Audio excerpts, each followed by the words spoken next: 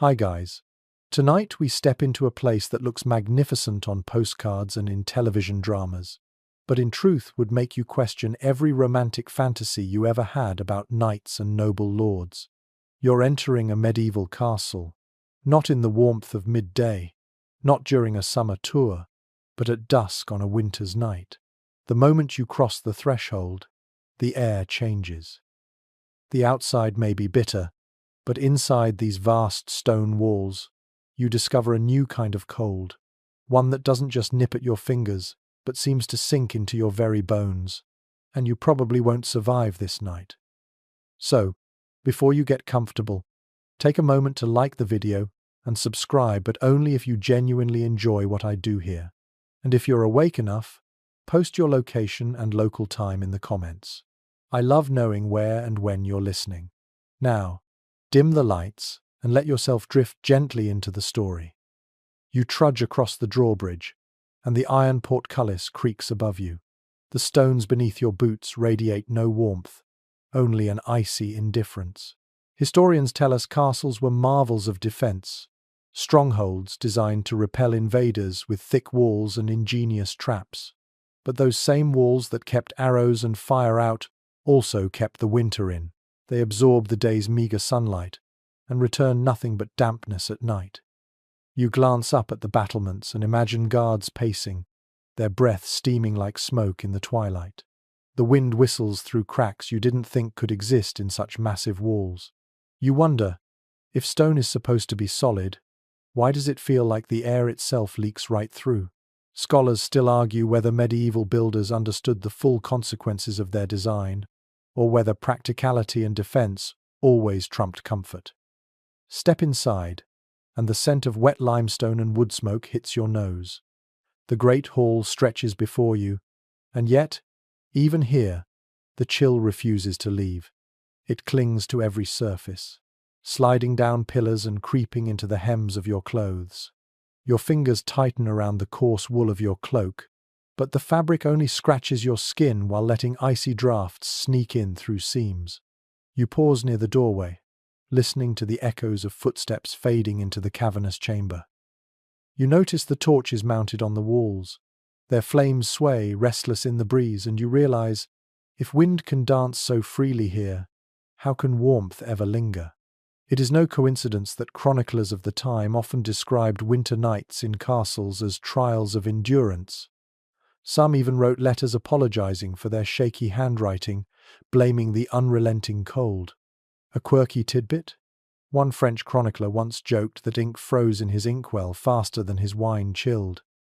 Your teeth chatter, and you pull your cloak tighter, but the stone walls watch silently, offering no comfort.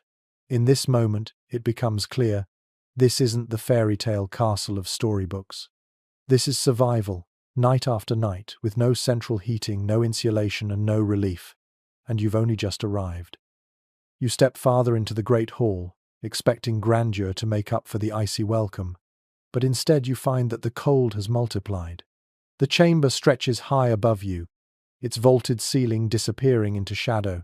The fire in the hearth should command the space, but the flames look pitiful compared to the vastness of the room.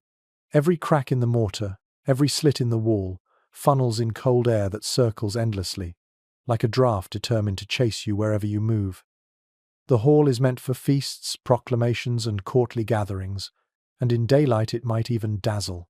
The tapestries on the walls depict knights and saints, their colors dulled by centuries of smoke. You run your hand over the thick fabric, half hoping it will radiate warmth.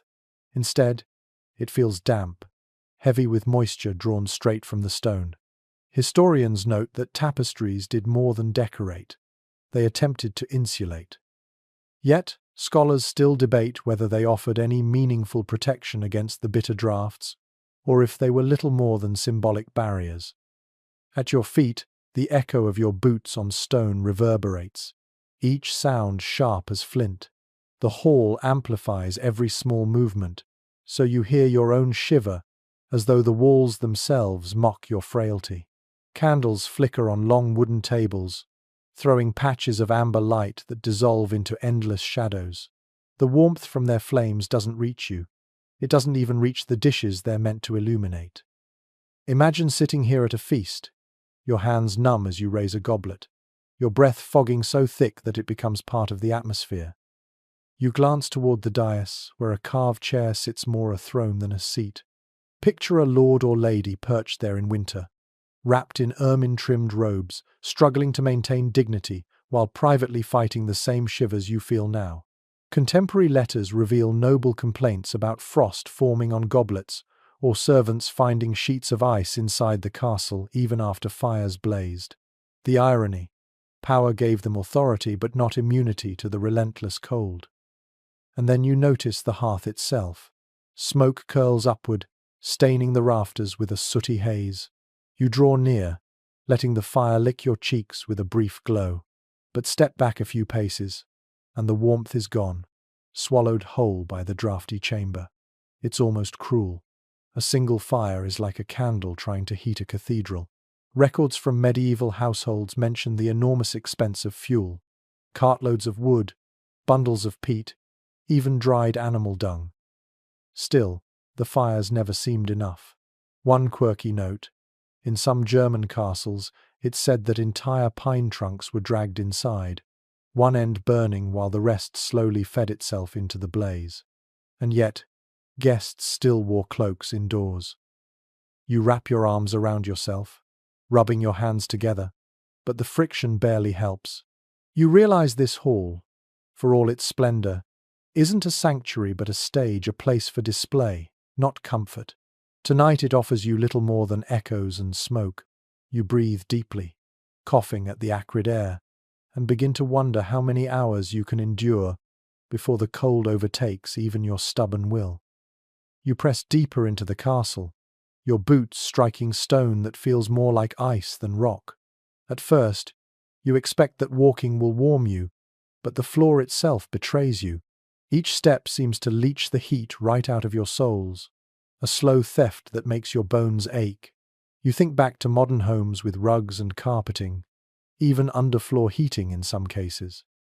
Here there is nothing but bare, unyielding stone, a surface chosen not for comfort but for durability and easy cleaning after messy feasts and unfortunate accidents.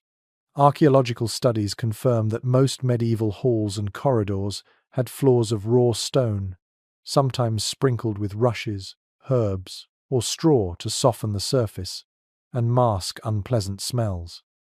Your eyes scan the floor now, where a thin scattering of rushes crackles underfoot. At first you imagine they add warmth, but then your nose catches the stale, musty odor of damp leaves mixed with animal droppings. In truth, these rushes were rarely replaced, as often as later accounts claimed. Some lords supposedly boasted of changing them yearly, but contemporary evidence suggests weeks or months could pass before new layers were spread. That meant insects thrived in the decomposing mat. One eccentric anecdote even tells of frogs hopping among the rushes in particularly wet castles, as if the cold weren't punishment enough. You walk onward, and the echo follows you, hollow and relentless. Your ears fill with the rhythmic tap of boot against stone, and you realize this is the soundtrack every inhabitant endured day and night, a reminder of the castle's indifference. Chroniclers of the era often noted that drafts rose not only from walls but also from below. These floors, directly connected to the ground, or poorly insulated vaults beneath, acted like funnels for the earth's chill. Some scholars suggest that in winter, these stone slabs effectively turned rooms into giant refrigerators. Others argue that medieval builders were aware of the problem and tried limited fixes, like laying wooden planks in chambers for nobles. The evidence is mixed, leaving us to wonder whether warmth was a true goal or simply a rare luxury. Your feet grow numb as though blood itself resists circulation. You tug your cloak tighter around your legs, but the icy stone insists on its dominance. Imagine trying to sleep here, wrapped in wool but pressed against flooring that never yields its cold. The thought alone sends a shiver up your spine. You can almost hear the whispers of servants padding across these same floors, barefoot, balancing trays or buckets, their skin meeting raw stone at every step. It is no wonder records mention chilblains and frostbite, not just among peasants but even within noble households. The sheer indifference of this architecture becomes clearer with each pace. Castles were built to resist siege, not to nurture warmth. The very design ensured the enemy was kept at bay, but also guaranteed that comfort was exiled with equal severity. You pause by a narrow passage and place your palm on the wall. The stone is clammy, slick with condensation. Your breath clouds instantly, merging with the damp air. You realize now why some medieval accounts mention mold and rot spreading even in grand halls. Cold and damp were not passing inconveniences, they were housemates. And yet, people lived here for centuries. They adapted, endured, and sometimes even thrived within these harsh environments. It is a testament to human resilience or stubbornness that communities flourished behind these walls. But one can't help smiling at a peculiar practice.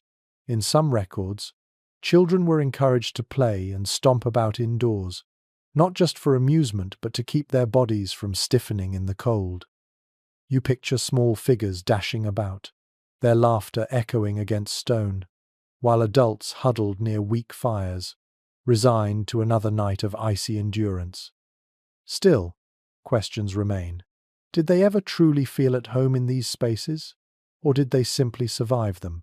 Was the grandeur of stone worth the constant battle against winter? Historians of architecture continue to wrestle with the paradox. Castles stood as symbols of power and prestige, yet offered some of the least hospitable domestic conditions imaginable. The grandeur came at a human cost, and tonight you are paying a fraction of that price with every shiver, every step across the frozen floor. As you pause, your toes curling inside your boots, you wonder how long until you can no longer feel them at all. The floor will not relent, and the night has only just begun. You drift toward the hearth again, thinking perhaps the flames will finally offer sanctuary. The fire hisses, spitting sap from a half-burned log, and you extend your hands. For a moment, your fingers tingle with life. Then, as you lean back, the heat evaporates like a dream upon waking.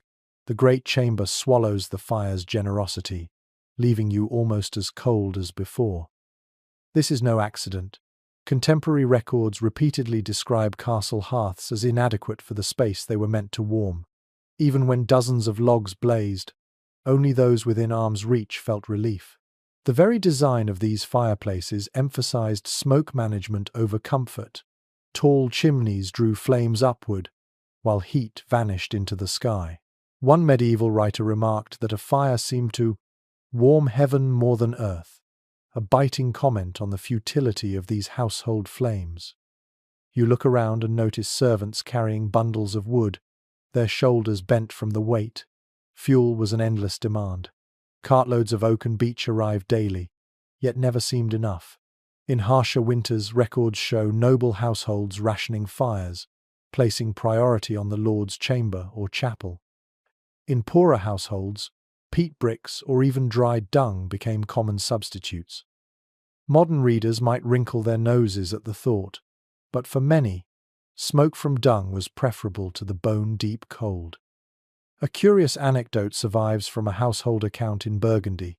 One enterprising steward allegedly ordered whole pine trunks dragged inside, burning one end, while gradually feeding the rest into the hearth. It must have looked absurd, a tree half swallowed by stone, yet still, guests wrapped themselves in cloaks, unimpressed by the meager warmth. This is the sort of eccentric detail that lingers in memory, a reminder of the desperation to cheat winter. And what of the smoke? You cough softly, your throat catching on the acrid air. Even with chimneys, smoke rarely rose cleanly. Drafts pushed it back into the room, filling eyes with tears. Many letters from the 15th century complain of stinging throats and red eyes after evenings in the hall. Some chroniclers claim constant smoke exposure damaged lungs and shortened lives. Modern researchers debate the extent. Was smoke truly a silent killer, or merely an accepted nuisance of medieval life? The truth remains clouded, just like the rafters above you. Your gaze travels upward where centuries of soot still cling, blackening carved beams until they look like charred skeletons. The air smells of ash, a constant perfume that never washes away. Imagine feasting here, trying to taste roasted meat while the smell of burning resin lingers in your nostrils. You glance at the torches lining the walls. They sputter, barely brighter than the hearth, and you realize they add smoke without warmth. You shift closer to the fire again, stubbornly holding out your palms. The skin tightens, prickling with fleeting heat. For a moment you imagine relief, but the cold creeps back almost immediately. You understand now why medieval households relied on layers of clothing rather than flames. Fires were symbolic, a focal point of gathering, but never a reliable shield against the night. One scholar once compared a castle hearth to a candle in a cavern, capable of light, incapable of comfort. The metaphor feels painfully apartment, yet you can't help reflecting on the irony. These vast stone strongholds, symbols of wealth and dominion, could not even guarantee a warm evening for their inhabitants. Their magnificence was inseparable from misery. And so you sit, feeling the duality of the hearth. Its glow is real, its promise false. The fire dances merrily, but you remain cold, a guest unwelcome in your own refuge. As sparks drift upward into the dark chimney throat, you wonder how many generations stared into similar flames, whispering silent prayers for morning to come quickly. You pull away from the hearth, resigned to the truth. No fire, however bright, will shield you from the castle's winter grip. Instead, you fumble with the layers of rough wool draped over your body. The fabric scratches at your skin, stiff from years of repeated wear and imperfect washing. You tug one cloak tighter, add another over your shoulders, and still you feel the cold press through as though the garments were little more than cobwebs. It is well attested in wardrobe accounts that medieval clothing emphasized layers above all. Undergarments of linen clung to the skin, overlaid with tunics, cloaks, surcoats, and hoods. Wealthy lords and ladies owned garments lined with fur squirrel, fox, or even ermine, if they wished to flaunt prestige. Yet for every noble wrapped in costly fur, dozens of servants trudged about in threadbare wool, shivering as they carried trays or scrubbed stone floors. Clothing was the first defense against cold, but never the last. You rub your sleeves, hoping friction will bring heat. Instead, you feel the prick of coarse fibers against your wrists. Imagine a noblewoman at her dressing bench, tugging on gown after gown, assisted by handmaidens who also shivered while fastening endless laces. A manuscript from 14th century England lists winter garments in careful detail, praising wool's durability while lamenting its itch. And still, people complain that no amount of layering truly conquered the chill. Curiously, some records describe eccentric strategies. In a Danish household, men were said to stuff dried moss into their boots as insulation. In other places, peasants bound straw around their legs like makeshift gaiters. These odd improvisations make you smile briefly, until you look down at your own feet and wonder whether moss might be an improvement right now. But beyond clothing lies debate. Were medieval people simply more accustomed to the cold than we are? Some scholars maintain that constant exposure hardened them, that children raised in unheated chambers built natural resilience. Others counter that frequent illness and shortened life expectancy betray the real toll. The argument remains unresolved, leaving you caught between admiration and pity for those who once endured such nights without complaint. The air bites harder, slipping easily through the weave of your tunic. You imagine a knight returning from a patrol, unbuckling armor that feels like an iron refrigerator against his chest. He peels off the breastplate, then chainmail, each piece colder than the last. At last, only his padded gambeson remains, damp with sweat that chills faster than he can dry. No wonder records mention knights collapsing near hearths, desperate to thaw even as smoke stung their eyes. For the wealthy, fur offered some relief. An inventory from Burgundy lists dozens of cloaks trimmed with miniver, sable, and even lynx. But fur was heavy, often musky, and required constant care. Imagine trying to sleep under pelts that smelled faintly of the animals last winter. Not exactly a recipe for comfort, yet people clung to them as life preservers. And then there was fashion. In courts across Europe, style sometimes sabotaged survival. Long, trailing sleeves looked magnificent, but dragged through rushes and dipped into slush. Thin silks imported from the East shimmered beautifully at banquets, but offered no more warmth than parchment. You realize that vanity, too, played a role in nightly misery. A lord might impress his guests with brocade, while quietly wishing for a fur-lined cloak hidden away in his chamber. You shift your cloak once more, your fingers numb despite the effort. The itch of wool, the weight of cloth, the futility of every extra layer, these are your companions tonight. You understand why chroniclers so often praised spring, not only for its blossoms and hunts, but for the chance to shed the endless burden of heavy, scratchy garments. As you lean against the damp stone wall, the fabric at your shoulders grows clammy, soaking up the chill instead of repelling it. Your layers are failing you, just as they failed countless men, women, and children centuries before. The garments tell a story not of warmth, but of survival. And survival, as you're discovering, is never comfortable. You try to distract yourself by thinking of food, hoping perhaps the thought of a warm meal will chase away the chill. Somewhere in the castle kitchens, a pot simmers, and the faint smell of onions and smoke drifts down the corridor. You follow your nose into a vaulted chamber where the ceiling is stained black from centuries of cooking fires. A cauldron hangs over glowing embers, releasing a sluggish bubble now and then, as if reluctant to give up its heat. The diet of the Middle Ages was, by necessity, hearty. Bread, often dense and dark, formed the base of nearly every meal. When fortunes allowed, stews thick with beans, root vegetables, and perhaps a scrap of salted pork made their way onto the table. Contemporary accounts make it clear that calories were rarely lacking for the nobility. Records from the household of Edward II list barrels of beef and cartloads of fish consumed during a single winter. Yet, for all that abundance, food alone could not warm the body. Stew fills the belly, yes, but the heat is fleeting. By the time you step away from the pot, your breath fogs once again, and the cold returns with vengeance. You ladle out a portion, the wooden spoon rough against your lips. The warmth rushes down your throat, a momentary fire that quickly dissipates. Imagine a medieval family gathered around the same dish, each dipping in bread to sop up the broth. It seems communal, comforting, yet even in the act of eating, they would shiver. Chronicles describe feasts where steam rose from food and drink, while frost clung stubbornly to the windows. One particularly vivid account recalls servants breaking ice from water jugs before pouring into goblets at the Lord's table. There are curious details too.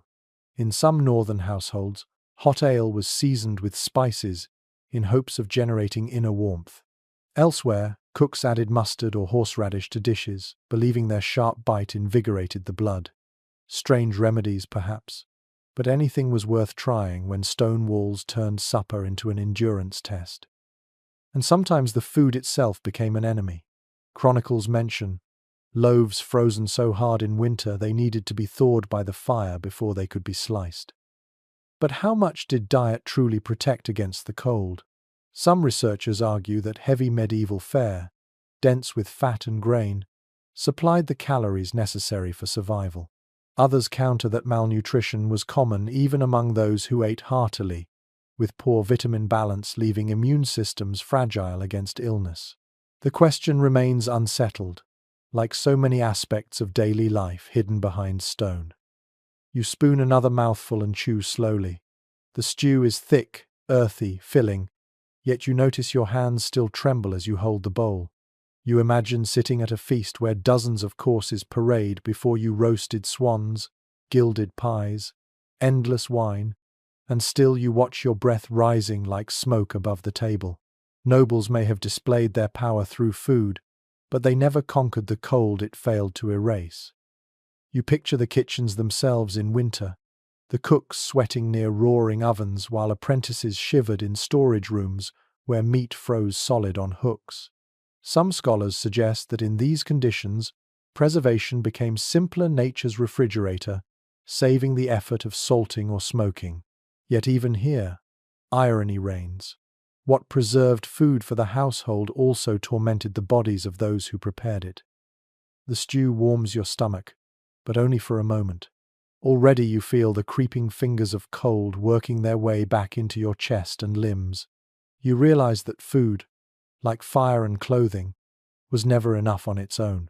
It distracted, sustained, and briefly comforted, but in the unyielding chill of the castle night, it could not deliver lasting relief. As you set the bowl aside, the echo of clattering spoons fades into the distance. You remain in the half-dark kitchen, staring at embers that glow like tired eyes. The warmth is gone, and your body aches with the knowledge that survival here was never about triumph, but about holding on until dawn. You leave the kitchen, belly heavy with stew but body still chilled, and drift into a side passage. Here the walls seem to sweat. Moisture gathers in little beads that glisten faintly in the torchlight, sliding down the stone until they disappear into cracks in the floor. The air is clammy, as though you've stepped into a cellar. Every breath carries the faint tang of mildew. It clings to your throat and makes you cough, a sound that echoes uncomfortably in the confined space. Moisture was the castle's constant companion. Surviving documents from masons' guilds describe how even well-built walls soaked up rain, channeling dampness through the porous stone. Add to that the breath of dozens, sometimes hundreds, of people trapped within during winter, and the very air grew heavy with water. It is recorded that wooden chests swelled and warped, parchments curled at the edges, and boots left too long against a wall rotted before spring arrived. You trail your fingers along the cold stone, only to recoil as your skin meets the slick surface. Imagine trying to hang laundry here. The fabric would never dry, only absorb more of the clammy atmosphere. In fact, some accounts describe laundry being frozen stiff on the line outside, while clothing hung indoors grew mouldy. The medieval castle was, in many ways, a paradoxical environment, freezing yet damp, airless yet drafty. There are odd details that make you raise an eyebrow. In one 15th century household record, herbs such as lavender and rosemary were scattered in chambers not just for fragrance, but because people believed they absorbed humidity. Whether that truly worked is uncertain, but the smell must have been more pleasant than mildew. Another curious note comes from a German inventory mentioning barrels of quicklime stored specifically to combat dampness in storerooms. One can imagine a steward pacing nervously as water crept across his floor, sprinkling lime like a desperate exorcist. But the damp carried more than discomfort. Some medical historians argue that these clammy environments worsened respiratory diseases. Chronicles of the time mention winter fevers and chest heaviness, terms that might hint at bronchitis or pneumonia. Others suggest the damp helped spread lice and fleas, which thrived in moist straw and fabrics. Yet not all scholars agree. A few insist the cold air itself may have slowed bacterial growth, and that the real culprits of illness were malnutrition and poor sanitation. The truth remains obscured in the mist, like your breath curling before you now. You continue walking, boots slipping slightly on patches of green moss that grow right on the floor. Imagine the servants tasked with scraping away these slick intruders, knowing they would return with the next rainfall. The chill here feels different from the airy cold of the great hall. It is deeper, insinuating itself into your chest like a wet cloth laid over your lungs. Think of a noble trying to entertain guests in such conditions. Tapestries were hung to disguise water-stained walls. Thick drapes covered drafty doorways, their fabric heavy with damp. Even beds were not immune. Straw mattresses grew musty, leaving sleepers to toss and turn in clammy discomfort. Some letters from noblewomen complain of gowns mottled with mildew when trunks were opened after a wet season. You can almost hear the sigh of frustration as seamstresses tried to scrub away stains that never quite lifted. And yet, people adapted. Fires were stoked more for drying air than warming it. Rooms were sprinkled with rushes not just for fragrance but to soak up wetness underfoot. Dogs curled near walls to absorb some of the chill, an odd but practical solution. Imagine falling asleep with a hound pressed against your side, both of you steaming faintly in the candlelight, both waiting for dawn to dry the walls a little. You pause and inhale again. The air feels thick, like breathing through cloth. Your skin prickles, clammy with sweat, though you are far from hot. You realize the damp is not just an inconvenience, but an enemy, sapping vitality, seeping into clothing, bread, bedding, lungs. No fire or feast can truly drive it out. As you make your way back toward the main hall, your cough lingers, a reminder of how unrelenting this moisture island. The stone fortress, built to withstand catapults and armies, is quietly conquered each winter by something as simple as damp air, and you, too, are its victim tonight. You climb a winding stair, each step narrow, each turn leading you deeper into the marrow of the castle. The air grows sharper here, funneled by unseen gaps. When you reach a landing, you notice a slit carved into the wall, an arrow loop, narrow outside, widening inward like a funnel. By day, these slits were designed for defense, letting archers rain shafts on attackers while staying sheltered. By night, they betray their purpose, becoming icy mouths that invite the wind straight inside. The chill is immediate. You feel it snake along the stairwell, brushing against your cheek as though the castle itself were exhaling. Surviving architectural treatises describe arrow slits as both ingenious and treacherous. They offered visibility and protection, yet they were, inescapably, holes in the armor of the fortress. Some modern researchers even argue that the sheer number of these apertures turned castles into glorified wind tunnels in winter. Others counter that tapestries and shutters covered many slits when not in use, but the surviving evidence is inconsistent, leaving the matter unresolved. You lean closer, peering out. Beyond the slit, the night sky stretches, pale stars glittering in the frost. Far below, the land lies silent, fields sleeping under a brittle crust of ice. The wind rushes past, carrying the scent of pine smoke from village hearths, smoke that drifts upward from cottages which, ironically, might be warmer than the fortress where you now stand. The air whistles through the slit, producing a sound that could easily be mistaken for a ghostly sigh. Contemporary travelers sometimes described these noises in letters, insisting they heard voices of the restless dead whispering through castle walls. Whether they believed or merely jested, the sound remains uncanny.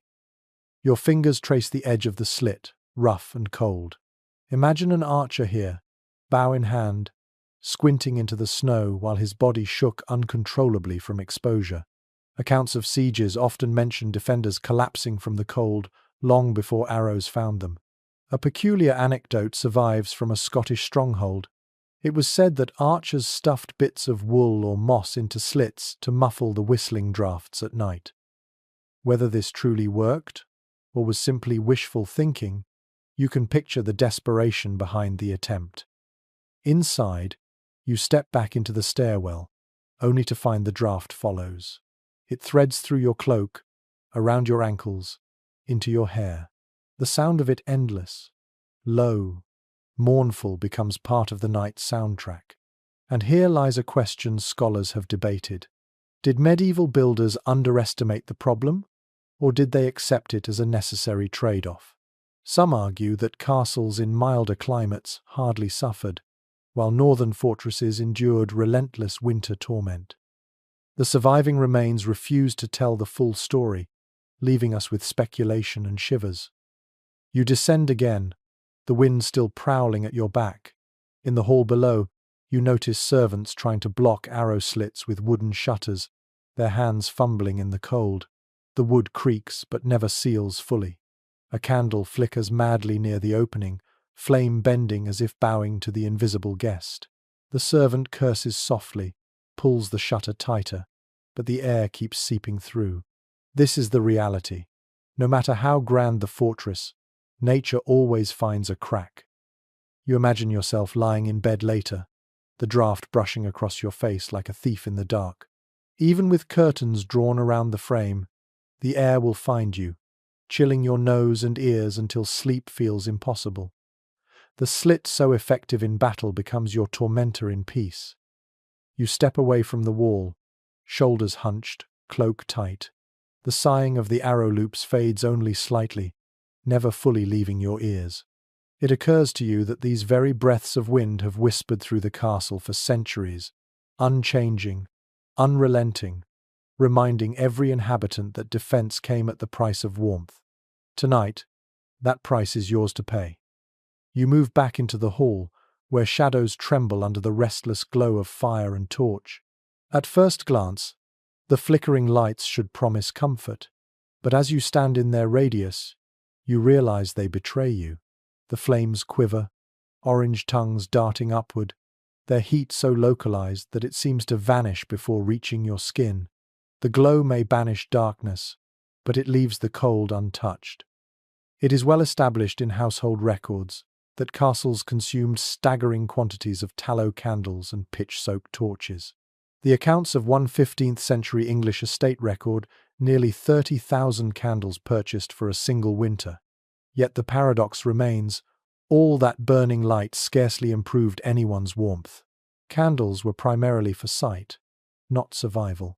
You imagine the master of the hall barking orders under dim torchlight, his breath visible even as flames lined the walls.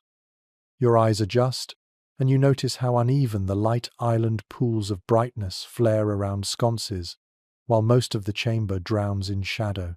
This irregular illumination made even familiar rooms feel haunted, their corners alive with imagined movement. Chroniclers often describe guests mistaking shadows for spirits, an impression made worse when smoke from torches curled into ghostly shapes. There's even a curious account from Burgundy of a guest stumbling in the dark, convinced a shadow was a thief. The thief turned out to be nothing more than his own elongated silhouette, cast by an unsteady flame.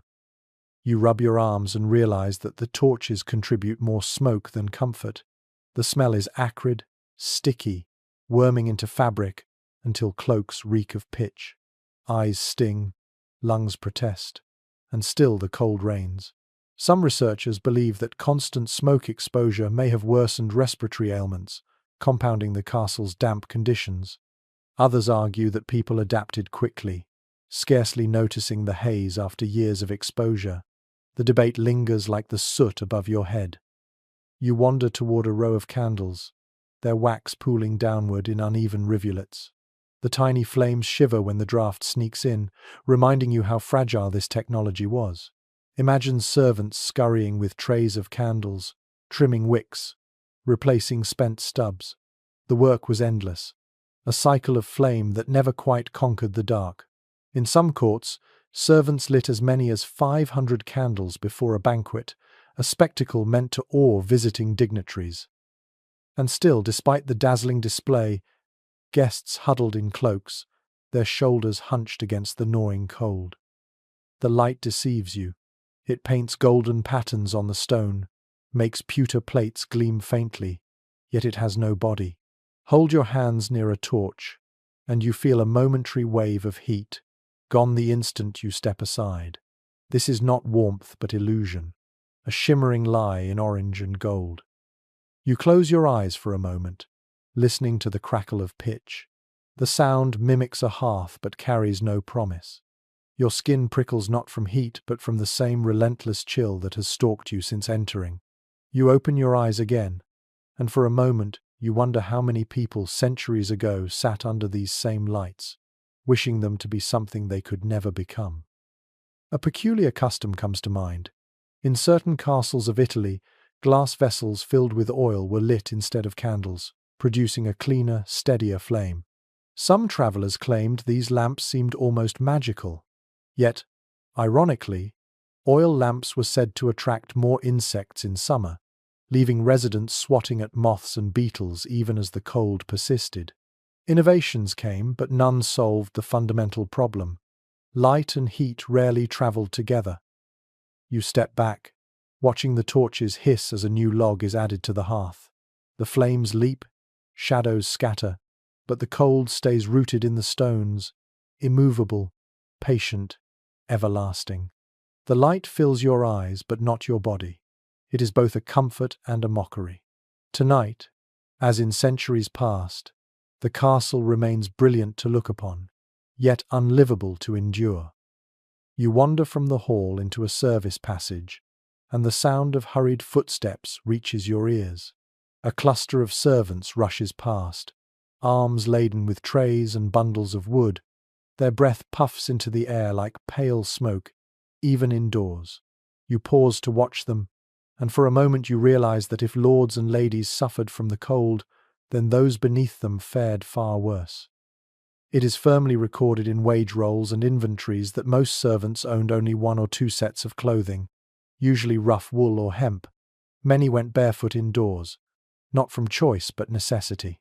Their soles hardened from years of contact with icy floors, though chroniclers occasionally mention raw cracks bleeding after long nights. Imagine scrubbing the stone flags in this climate, your knees pressed against damp straw, your body shivering as water from the bucket turned to slush before the chore was done. You picture the castle's kitchen maids. They linger closest to the hearth, yet even they do not escape the cold. Their hands blister from alternating between scalding pots and icy air. An inventory from a northern manor lists gloves for scullions, suggesting at least some masters recognized the toll, but such kindness was rare. More often, complaints about servants moving too slowly in the cold appear in household records, the human suffering buried beneath a noble's impatience. A curious anecdote survives from France. One steward reprimanded his staff for lingering too long by the fire, fearing they wasted time. Yet in the same entry, he notes that 2 boys collapsed from frostbite that same week. The contradiction is painful to imagine, a reminder of how merciless both stone and master could be. You turn a corner and see a girl carrying a jug of ale, her feet bare on the freezing floor. The jug trembles, not from weight but from her shivering hands. You realize then that cold respected no rank, but poverty deepened its bite. A noble might at least gather cloaks, furs, or hot bricks at night. A servant, by contrast, relied on little more than breath and endurance. Scholars still debate how many servants truly lived within the castle versus those lodged in outer buildings. Some argue that permanent indoor staff numbered only a few dozen, making the chill survivable. Others insist that winter swelled the ranks, with villagers seeking refuge in the lord's walls. Both views leave unanswered questions, but all agree. Wherever they slept, comfort was a rarity. The human toll becomes clearer when you recall how frequently illness is mentioned in estate rolls. Payments for physicians attending to coughing maidens or ointment for frostbitten boys recur in the margins of accounts. These tiny notes, preserved by accident, testify to suffering as vivid as any chronicle. And still, work went on. Bread had to be baked, halls swept, animals tended. Cold or not, life under stone left no pause. You follow another group into the hall, where they set down trenchers of bread. Their faces are red from exertion, noses dripping, eyes bleary with exhaustion. The nobility will eat heartily tonight, while the staff gnaws stale crusts in some dark corner. You wonder, do they dream of warmth at all, or only of making it to spring alive? There's an odd note in a Venetian traveller's diary. He claimed that servants in one German castle huddled in the stables at night, pressed between horses, because the beasts gave more warmth than the lord's hearth. Whether true or exaggerated, the image lingers. Human bodies borrowing heat from animals, both species united in quiet survival. As you watch a servant boy scurry across the floor, his bare feet slapping stone, you feel your own toes curl inside your boots. The chill you've endured so far was luxury compared to his. He disappears into shadow, and you are left with the thought that castles were not built for human comfort, but for power, display, and defense. For those who kept them running, the nights were long, hard, and endlessly cold. You leave the servants behind and make your way toward the chambers reserved for nobility. If anywhere in this fortress might provide true comfort, it should be here. The carved doors, the rich fabrics, the canopies over beds, Everything suggests luxury. And yet, the moment you step into one of these rooms, you discover the truth. Even for lords and ladies, the cold never yielded. It is well documented in household letters that noble families slept under mountains of bedding. Layers of woolen blankets, fur throws, and even feather mattresses were piled high, transforming beds into fortresses within the fortress. One countess wrote of sleeping beneath 7 coverings and still shivering. The words echo now as you gaze at the massive bed before you, its curtains drawn tight to form a miniature chamber within the larger room. You step closer and notice frost glistening on the inside of the window glass where there is glass at all. In poorer castles, oiled cloth or wooden shutters substituted, letting drafts creep in more easily. The floor beneath your feet feels no warmer here than in the great hall. Nobility may have had servants to light fires in their hearths, but the flames often died in the night, leaving them as vulnerable as anyone else. A peculiar tale from a French chateau recounts that nobles sometimes invited dogs into bed, not for affection alone but for warmth. Lapdogs, bred small enough to fit under covers, earned their keep by acting as living hot water bottles. This curious custom makes you smile briefly, though the humour fades when you imagine how desperate it must have felt on a night when frost rimmed the inside of the chamber. But not all scholars agree on just how miserable nobles truly were. Some argue that their access to featherbeds, fur and braziers offered meaningful relief. Others counter that even with these luxuries, noble complaints are constant in surviving correspondence. Both sides present evidence, and the truth, as always, likely lies in between. Comfort was relative, but misery was universal. You picture the lord of the castle lying under heavy blankets, velvet nightcap pulled low, whispering for his steward to fetch yet another fur. He may have wealth, power, and an army at his command, but against the cold stone, he is no stronger than you. In fact, letters from bishops and dukes alike grumble with the same weary phrases. The night is endless, the chill unbearable. My joints ache as if turned to ice. These complaints cut across rank, a reminder that frost spared no title. The canopy curtains draw your attention again. They hang thick, velvet or wool, designed to trap body heat in a small cocoon. You pull one aside and step within. The air is marginally stiller here, but even in this confined space the chill lingers. Your hand brushes the mattress stuffed with straw and feathers. It sags unevenly, and you imagine how lumps would press into the back of a sleeping noble. Comfort, even for the privileged, was always imperfect. One curious record mentions that some nobles preferred to sleep sitting upright, propped by pillows, because lying flat made them feel colder. Whether this was due to drafts or superstition remains uncertain.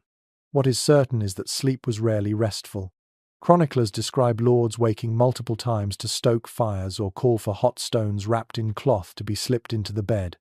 Such nightly interruptions hardly suggest ease.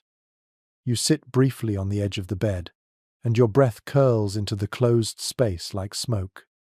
You imagine lying down, pulling layers over yourself, and still feeling the air gnaw at your cheeks. In this moment, the illusion of privilege fades. The chamber may boast tapestries, gilded candlesticks, and servants waiting beyond the door, but the essential truth remains. The castle itself is indifferent, and even the wealthiest inhabitant must beg for scraps of warmth. You stand again, stepping back into the chamber. The silence presses in, broken only by the faint rattle of the shutter as wind claws at it. The grandeur feels hollow now, a shell against forces that wealth cannot command. You realize that in this place, every night was a negotiation with cold, one in which even kings and queens rarely emerged victorious. You leave the noble chamber and drift toward a smaller room where guest beds line the wall. Here, the truth of sleep in a medieval castle becomes harder still to ignore. At first, the straw mattress looks inviting, a raised platform softened with ticking. Yet the moment you lower yourself onto it, you understand why so many chroniclers complained. The straw shifts unevenly, forming lumps that dig into your back. Worse still, you feel movement beneath you, tiny scurrying legs that remind you this bed is already occupied. Archaeological digs have revealed traces of lice, fleas, and even bedbugs embedded in preserved bedding from the period. Contemporary medical texts warn readers about creeping beasts of the night that cause itching, rash, and even fever. These weren't minor inconveniences, but accepted realities of castle life. No amount of layering or fur could fully keep them away. Servants shook mattresses in the morning, but infestations always returned, bred in the damp and darkness. You scratch at your sleeve almost instinctively, as if the knowledge alone could summon them. A peculiar tale from a noble household in Paris describes a guest who insisted on sleeping in his cloak, boots and all, to avoid direct contact with bedding. He left the next day declaring he'd rather face wolves outside than the lice within. Whether exaggerated or not, the complaint rings true in your bones as you feel the mattress crawl beneath you. The debate continues among historians.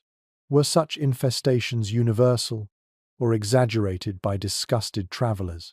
Some argue that noble households change straw frequently, perhaps every few weeks. Others counter that records of straw purchases suggest less regularity, leaving beds stale for months. The truth remains hidden in fragments, but tonight you know which version you believe. You roll to one side, the chill rising from the mattress itself. Straw, after all, is no insulator. It absorbs dampness, flattens quickly, and leaves pockets of cold air that creep through your blankets. Imagine trying to drift into slumber as fleas bite and drafts snake under the covers. It is little wonder that medieval medical writers prescribed herbs like wormwood and pennyroyal, scattered in bedding to repel insects. Whether they worked or not is uncertain, though the fragrance might at least have masked the musty scent. You picture servants lugging fresh straw up narrow staircases, their arms scratched and itching by the time they finished. Even then, relief was temporary. A 15th century account from a Welsh castle grumbles that fleas returned in number before the fire cooled. The inevitability of infestation became part of life, a nightly ordeal that no curtain of velvet could hide. There are odd little details that bring the reality closer. One traveller's journal from Spain notes that guests sometimes carried their own bedding, preferring familiar infestations to unfamiliar ones. Another record describes visitors demanding to see straw replaced before they lay down, a request likely ignored once the steward's back was turned. You can almost hear the muttered curses of a tired servant forced to scatter herbs yet again, knowing full well it would change nothing. As you shift on the mattress, you feel how little comfort it offers. Your shoulders ache from the lumps, your skin prickles with imaginary bites, and the cold wraps around you as though the bed itself conspired against rest.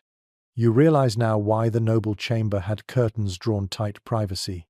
Yes, but also a desperate attempt to create a cocoon within which the insects and drafts might be slightly less relentless. You lie still for a moment, breathing in the musty air, and it dawns on you. Sleep here is not recovery but compromise. Every hour gained is a bargain struck between fatigue and discomfort. Those who lived in castles endured this bargain night after night, year after year, until it simply became the rhythm of life. You rise from the bed at last, brushing straw from your cloak. The scurrying sensation lingers on your skin, phantom itches that will not fade quickly. Behind you, the mattress lies waiting for its next victim, as indifferent as the stones surrounding it. Comfort was never the castle's gift. It offered protection, prestige, and permanence, but never an easy night's sleep. You step away from the straw mattress, brushing at your arms as though the crawling sensation still lingers. Across the chamber, another bed waits, its frame hung with heavy linen sheets and scratchy woolen blankets. You tug one corner back and notice the texture immediately.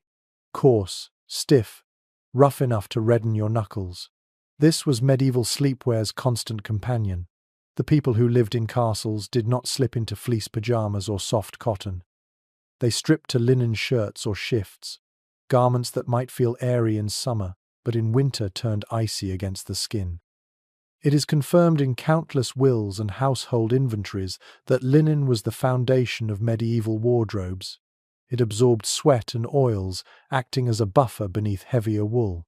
Yet its thin weave made it a poor defense against cold nights. You pull the shirt over your head, feeling how quickly the fabric wicks away the little warmth you've gathered. The fibers scratch, the seams chafe, and you shiver as though wrapped in frost. Curious details about medieval sleep habits survive in letters and poems. Some nobles preferred to wear multiple layers, even in bed: long tunics, cloaks, and fur-lined slippers.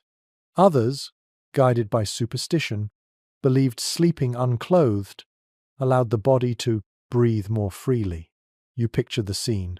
One chamber where a man snores beneath a mountain of layers, another where a woman lies bare under quilts, each certain their method is best. The contrast is almost comical, though both likely suffered just the same. Modern researchers remain divided on whether medieval people truly considered beds a place of rest or more of a nightly ordeal. Diaries hint at restless tossing, constant interruptions, and early rising out of necessity. Medical treatises from the period advise drinking warm wine before sleep or placing heated stones beneath the blankets. The advice suggests what the evidence confirms: cold was an adversary every bit as troublesome as lice or drafts.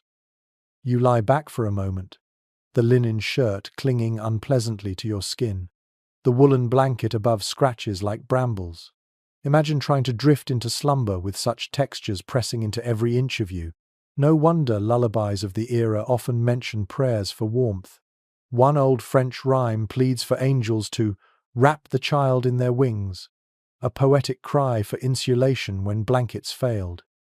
There are odd anecdotes, too. In some castles, servants reportedly warmed noble garments by wearing them themselves during the day, returning them to their masters filled with the faint heat of their own bodies. One can only imagine the mixture of gratitude and discomfort such an arrangement provoked. Elsewhere, accounts mention nobles keeping geese in chambers, their feathers plucked gradually to stuff pillows, while the birds themselves provided a living heater. Whether entirely accurate or not, these details reveal a desperation that seems both resourceful and absurd. The debate over comfort remains open. Did nobles truly believe their linen shifts sufficient, or did they merely endure for lack of alternatives? Some historians suggest that layering cloaks atop bedding offered significant warmth, while others argue that the weight crushed more than it comforted. The uncertainty lingers, like the persistent itch of wool at your shoulders. You imagine lying there through long winter nights, the linen shirt damp with sweat where it meets the cold, the blankets heavy yet inadequate. Your breath would cloud above you, each exhale proof that the air inside your bed remained frigid, and each time you stirred, the sheets would slip, letting a draft snake across your skin. Sleep, in such a setting, was less about rest and more about surrender. At last you rise, tugging the garment away from your body. It clings stubbornly before peeling off, leaving your skin clammy. You drop it onto the bed with distaste, realizing that even the simplest of comforts, a soft shirt, a warm blanket, were luxuries this castle could not grant. The people who lived here wore their hardship to bed each night, their rest as rough as the fabrics on their skin.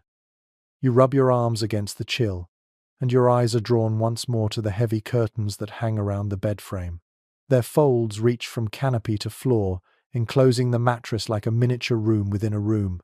At first you imagine luxury velvet, brocade, silks, but when you step closer, you feel the truth.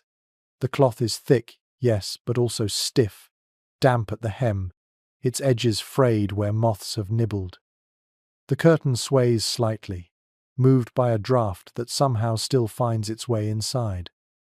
It is well attested in inventories and estate rolls that bed curtains were a staple of noble households. They served as privacy screens, status symbols, and practical barriers against drafts. Wealthy families invested fortunes in them, stitched from wool, linen, or even imported fabrics dyed rich colors. Yet despite the cost, their effectiveness was limited. Curtains trapped breath and body heat, but they also trapped dampness, leaving the air stale and clammy by dawn. You draw the curtain closed and step inside. The air is stiller, muffled from the rest of the chamber. At first it feels reassuring, like being wrapped in a cocoon. But soon you notice the faint scent of mildew, and the heaviness of the fabric itself seems to press the cold closer rather than keep it away. Imagine lying here, your nose chilled, your ears stinging, while curtains sway faintly each time the wind moans through the shutters. Odd details about such beds crop up in chronicles. In one Flemish account, a guest described condensation freezing along the inside of curtains so that by morning, frost clung like lace to the fabric. Another story tells of servants creeping into a lord's chamber to light candles, finding him buried beneath layers of furs with curtains pulled so tight that he resembled a corpse in a shroud. The image is eerie, and yet perfectly captures the desperation of winter nights in stone rooms. Scholars remain divided over how effective these enclosures truly were. Some architectural historians suggest they offered a real microclimate, raising the temperature by several degrees. Others argue that the constant drafts and porous materials rendered them little more than psychological comfort. Without thermometers, medieval people had only their bodies to testify, and their endless complaints speak volumes. You brush your fingers against the fabric. It feels cold, as though it has absorbed the stone's very essence. You try to imagine sleeping within this enclosure. The curtains might block a stray draft, but the weight of the air inside would soon feel suffocating. And if you shifted in the night, a gap would open, letting icy tendrils of wind slip in like unwelcome fingers. There are peculiar customs connected to these curtains too. In some noble households, guests were offered beds with their curtains already drawn tight, a gesture of courtesy that also ensured servants could not spy upon them. Elsewhere, curtains became stages for superstition. Prayers were sewn into their hems, or small relics were pinned to the folds in hopes of warding off illness. One curious inventory even lists amulets against frost tucked into the lining. Whether these worked or not, the faith invested in fabric shows how fragile comfort truly was. As you stand within the dim enclosure, your breath clouds in the half-dark. The air feels trapped, still, heavy with a damp that settles into your lungs. You realize that warmth here was never pure. It was always mixed with mustiness, with the stale tang of unwashed fabric, with the faint scratch of moth-eaten edges. A cocoon, yes, but one that promised as much suffocation as shelter. You push the curtain aside and step back into the wider chamber. The draft greets you instantly, brushing your cheek like an icy hand, and strangely, you feel relief. Better the honest cold of the open air than the false comfort of a cloth prison. You look back once more at the swaying curtains, and you understand why noble letters so often complain. The bed was meant to be a refuge, but even wrapped in costly fabric, it could never escape the truth of stone. You leave the suffocating curtains behind and wander once more toward the hall. Tonight happens to be a feast night, or at least the castle pretends at celebration. Long trestle tables stretch from end to end, groaning beneath platters of roasted meat, trenchers of bread, and jugs of ale. Candles scatter a shaky glow across the scene, and the air fills with the smell of spiced wine and dripping fat. At first glance, it should feel warm, but as you sit down among the benches, you discover the same truth as before. The cold is unrelenting. Chroniclers left ample records of such banquets.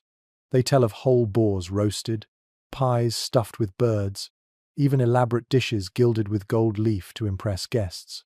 Yet almost every description also mentions frost visible on the walls, or diners breathing mist into the air as they lifted their goblets.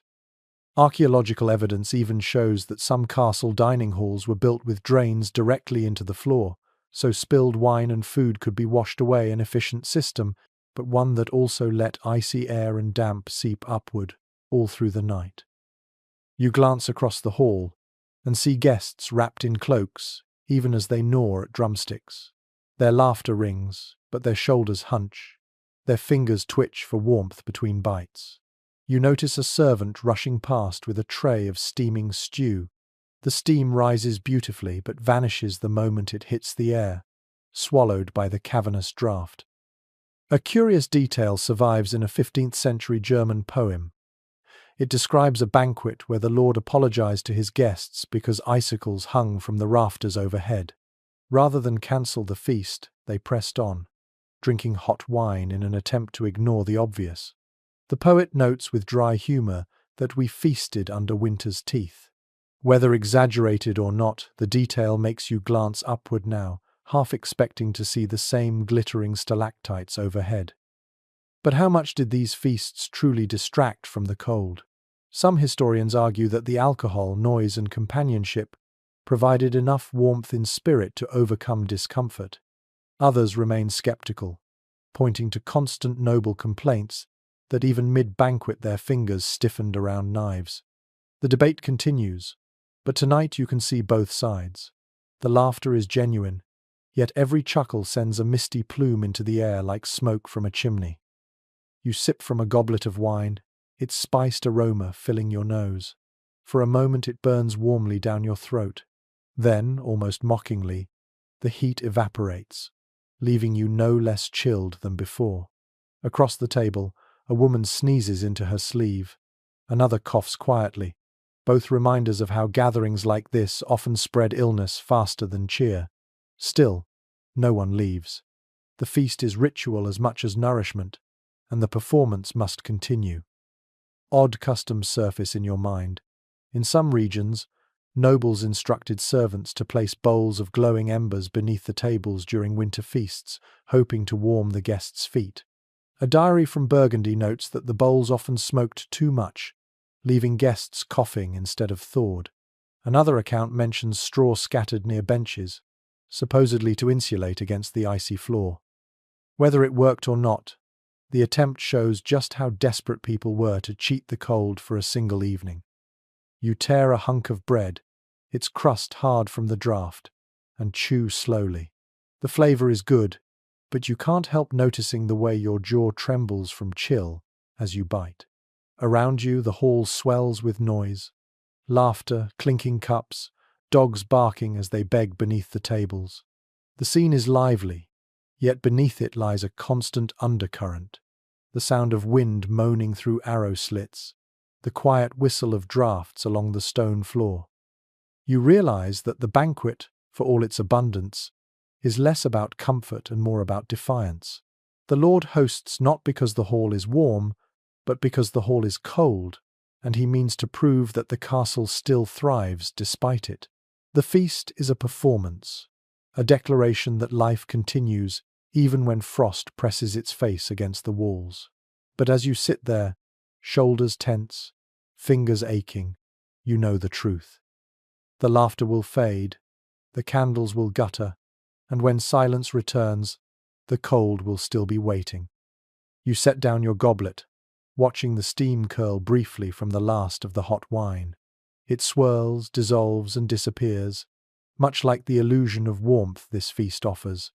The hall is full, the tables crowded, yet deep inside you know, everyone here is united not by merriment, but by endurance. And endurance in a medieval castle is the only banquet truly served. You sit back from the banquet table, belly full but body still trembling. Someone presses a goblet into your hand, its surface sticky with condensation. The liquid inside glimmers amber, rich with spices. You raise it to your lips, and the warmth of wine trickles down your throat like liquid fire. For a moment, relief spreads through your chest. But then, as you lean against the bench, you feel the truth. The warmth is fleeting, replaced quickly by a deeper chill that seems to crawl closer now that your body has been fooled. It is firmly noted in medieval medical texts that alcohol was believed to kindle the humours and restore balance. Physicians prescribed mulled wine with cinnamon and cloves as remedies against winter ailments. Yet the irony was clear even then. Alcohol dilates blood vessels, bringing heat to the skin but lowering core temperature. Contemporary accounts reveal this contradiction. Guests describing themselves flushed and sweating at the table, then staggering away shivering more fiercely than before. You picture nights after long hunts, raising tankards of ale to stave off the frost. For a few minutes laughter grew louder, faces turned ruddy. But by midnight, letters described them stumbling to bed, chilled to the marrow. One chronicler even warned against false fire of the vine, a phrase that lingers now as you sip your own goblet. The heat is a lie, a brief curtain drawn across the unchanging cold. Odd stories abound. In one English household, a steward recorded that a servant boy froze to death after falling asleep in a courtyard, drunk on ale. The entry is grim, but it illustrates the danger. Alcohol felt like protection until it betrayed the drinker. Another anecdote tells of nobles demanding heated wine before bed, convinced it would ensure warm dreams. Whether they slept better or simply drifted into stupor, the practice reveals the desperation of their nights. Scholars continue to debate how central drink was to enduring winter in castles. Some argue that constant supply of ale and wine far greater than water was a deliberate response to climate. Others contend it was more cultural than practical, a habit born of festivity rather than survival. Both views find evidence in records, leaving us to imagine men and women clutching goblets as though their very lives depended on them. You finish your cup and set it down. Already you feel the edges of your body cool, the warmth gone, leaving only clammy skin. You watch as others around you refill, their cheeks flushed, their laughter booming. The illusion binds them together, a collective trick of the senses. You find it both sad and strangely noble, an act of defiance, a refusal to surrender, even if the method betrays them. There are quirks to this culture of drink. Spiced wine was often served piping hot, ladled from cauldrons where steam rolled upward. Some lords imported exotic spices at enormous expense, saffron and nutmeg carried across continents. Guests marveled at the flavor, but what they sought most was the fleeting warmth. In contrast, poorer folk drank ale at nearly every meal, its low alcohol content safer than water but still carrying that deceptive flush. You imagine yourself leaning against a stone wall, the firelight flickering, the wine a fading ember in your stomach. Outside, the night howls, wind prowling through slits and cracks. You understand now why so many medieval songs and poems praise drink as salvation. It was not simply joy, it was survival theatre, each sip an attempt to cheat the castle's indifference. And yet, the deception is cruel. You draw your cloak tighter, realizing that your hands shake more now than before the wine. The warmth has left, leaving you weaker, your body's reserves sapped by the false comfort. This was the rhythm of countless nights, a cup of solace, a burst of laughter, followed by the long, bitter hours until dawn. You close your eyes briefly, listening to the hall. Cups clatter, voices rise, torches hiss.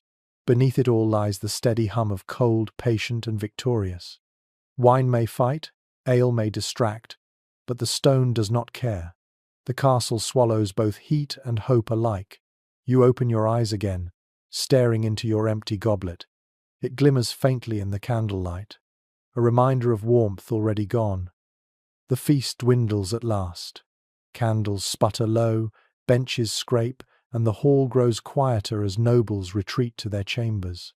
You follow the trickle of servants clearing the tables, stepping past overturned trenchers and bones tossed to the hounds. The merriment is over, and what remains is silence and cold, heavier now that the noise no longer masks it. You pause near a sideboard where jugs of water have been left for the night. One catches your eye. Its surface glimmers strangely, not with condensation but with frost. You reach out, touch the clay, and feel it biting cold. The liquid inside is not liquid at all. The jug has frozen solid, its contents transformed into a pale block of ice.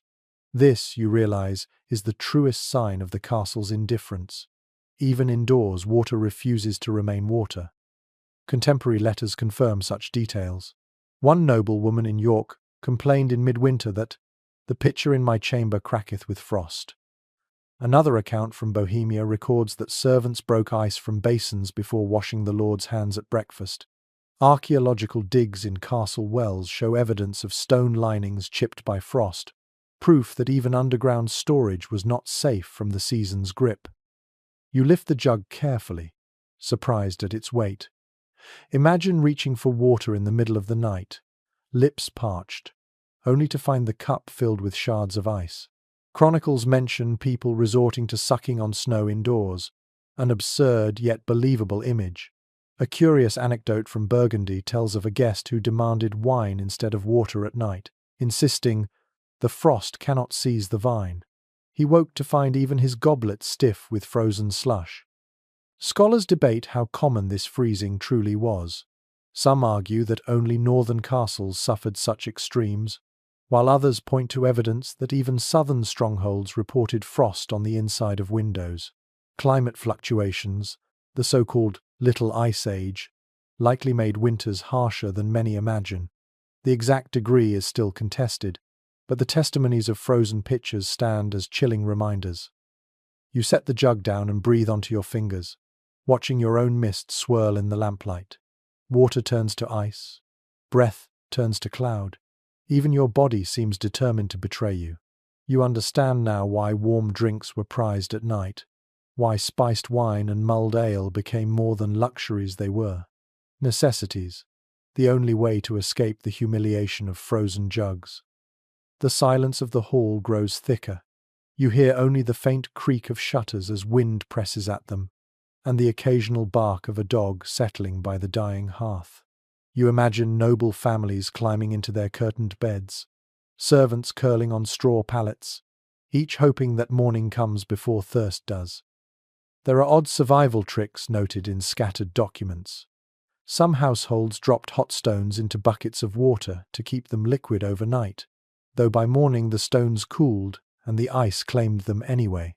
Others wrapped jugs in blankets, an image at once practical and absurd, bundling clay as though it were a child. One traveller mocked the practice, writing that the jars are swaddled better than the infants. Still, the attempt speaks volumes. You glance again at the frozen jug. Its surface glitters in the fading candlelight, a cruel reminder that even the simplest human need water was a struggle here. The castle gave shelter from enemies, but not from the night. You turn away, throat dry, knowing there will be no drink until morning fires are lit and the ice broken free. As you move toward the stairwell, the cold seems sharper, almost triumphant. The jug remains behind on the table, silent and solid, a monument to the castle's power over comfort. And you, like every soul who lived here centuries ago, are left to endure the long hours of thirst in a place where even water will not flow.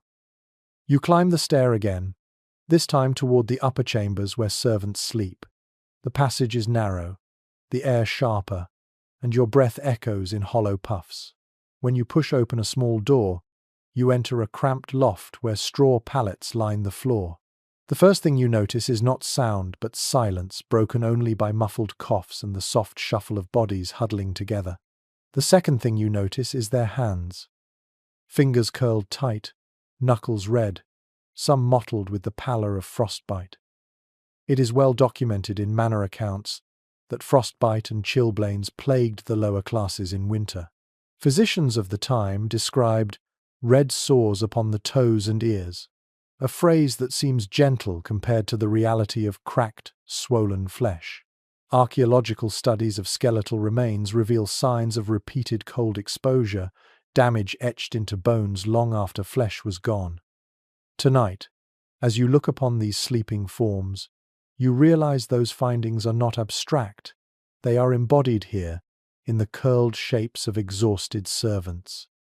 A boy shifts in his sleep, pulling a ragged blanket higher. The fabric is too thin, its edges frayed. You see his toes protrude, raw against the air. Imagine waking in the morning, unable to move your fingers well enough to carry trays or polish armor. And yet, they did. Letters from noble households mention boys too stiff to serve, and the casual phrasing shows how common the problem was. The cold maimed, but work continued. There are curious and sometimes tragic anecdotes. One tale from a Bavarian castle describes a maid whose fingers blackened during a brutal frost. Rather than dismiss her, the lady of the house tasked her with tending fires, believing the heat would restore them. Instead, the girl lost several fingers within weeks. Another record notes servants wearing layers of rags around their feet, so thick they could scarcely walk, yet still the cold gnawed through. Scholars remain divided on how widespread these injuries were. Some argue they were occasional, exaggerated in tales for pity or drama.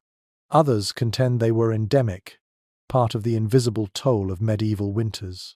Both positions find evidence, but the sight before you, the pale hands, the coughing children, makes the harsher view more believable.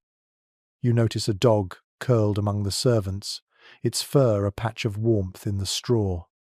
The boy beside it presses close, sharing breath with the animal. This image echoes peculiar practices mentioned in chronicles. Peasants and servants often slept beside livestock for heat. Calves, dogs, even pigs shared chambers, their body warmth precious in ways fur cloaks could never match. The arrangement may sound crude, but survival often island. The smell in the loft is sour, damp straw, unwashed clothes, faint mildew. You realize that frostbite was only one danger. Infections spread easily in such conditions. Medical texts of the time mention rot of the extremities as a feared outcome, and you understand why. Without antibiotics, even a blister could fester into something fatal. And yet, despite this, life continued. You see a girl sit up briefly, rub her hands together, and lie down again with hardly a groan. The resilience is striking, a quiet acceptance carved into these people by necessity. They endured because there was no other choice. You draw your cloak tighter, but the sight of those hands and feet stays with you. Each shiver you feel now, each numb fingertip, is a faint shadow of what they lived with nightly. The castle spared them from raiders, yes, but exacted its price in frostbitten flesh. You step back into the stairwell, leaving the loft behind. The coughs linger in your ears, the image of red knuckles etched in your mind. The night stretches on, and you carry with you the knowledge that the cold was not merely uncomfortable, it was cruel, carving itself into bodies as surely as chisels carved the stone. You descend from the loft, your thoughts heavy with the image of frostbitten hands.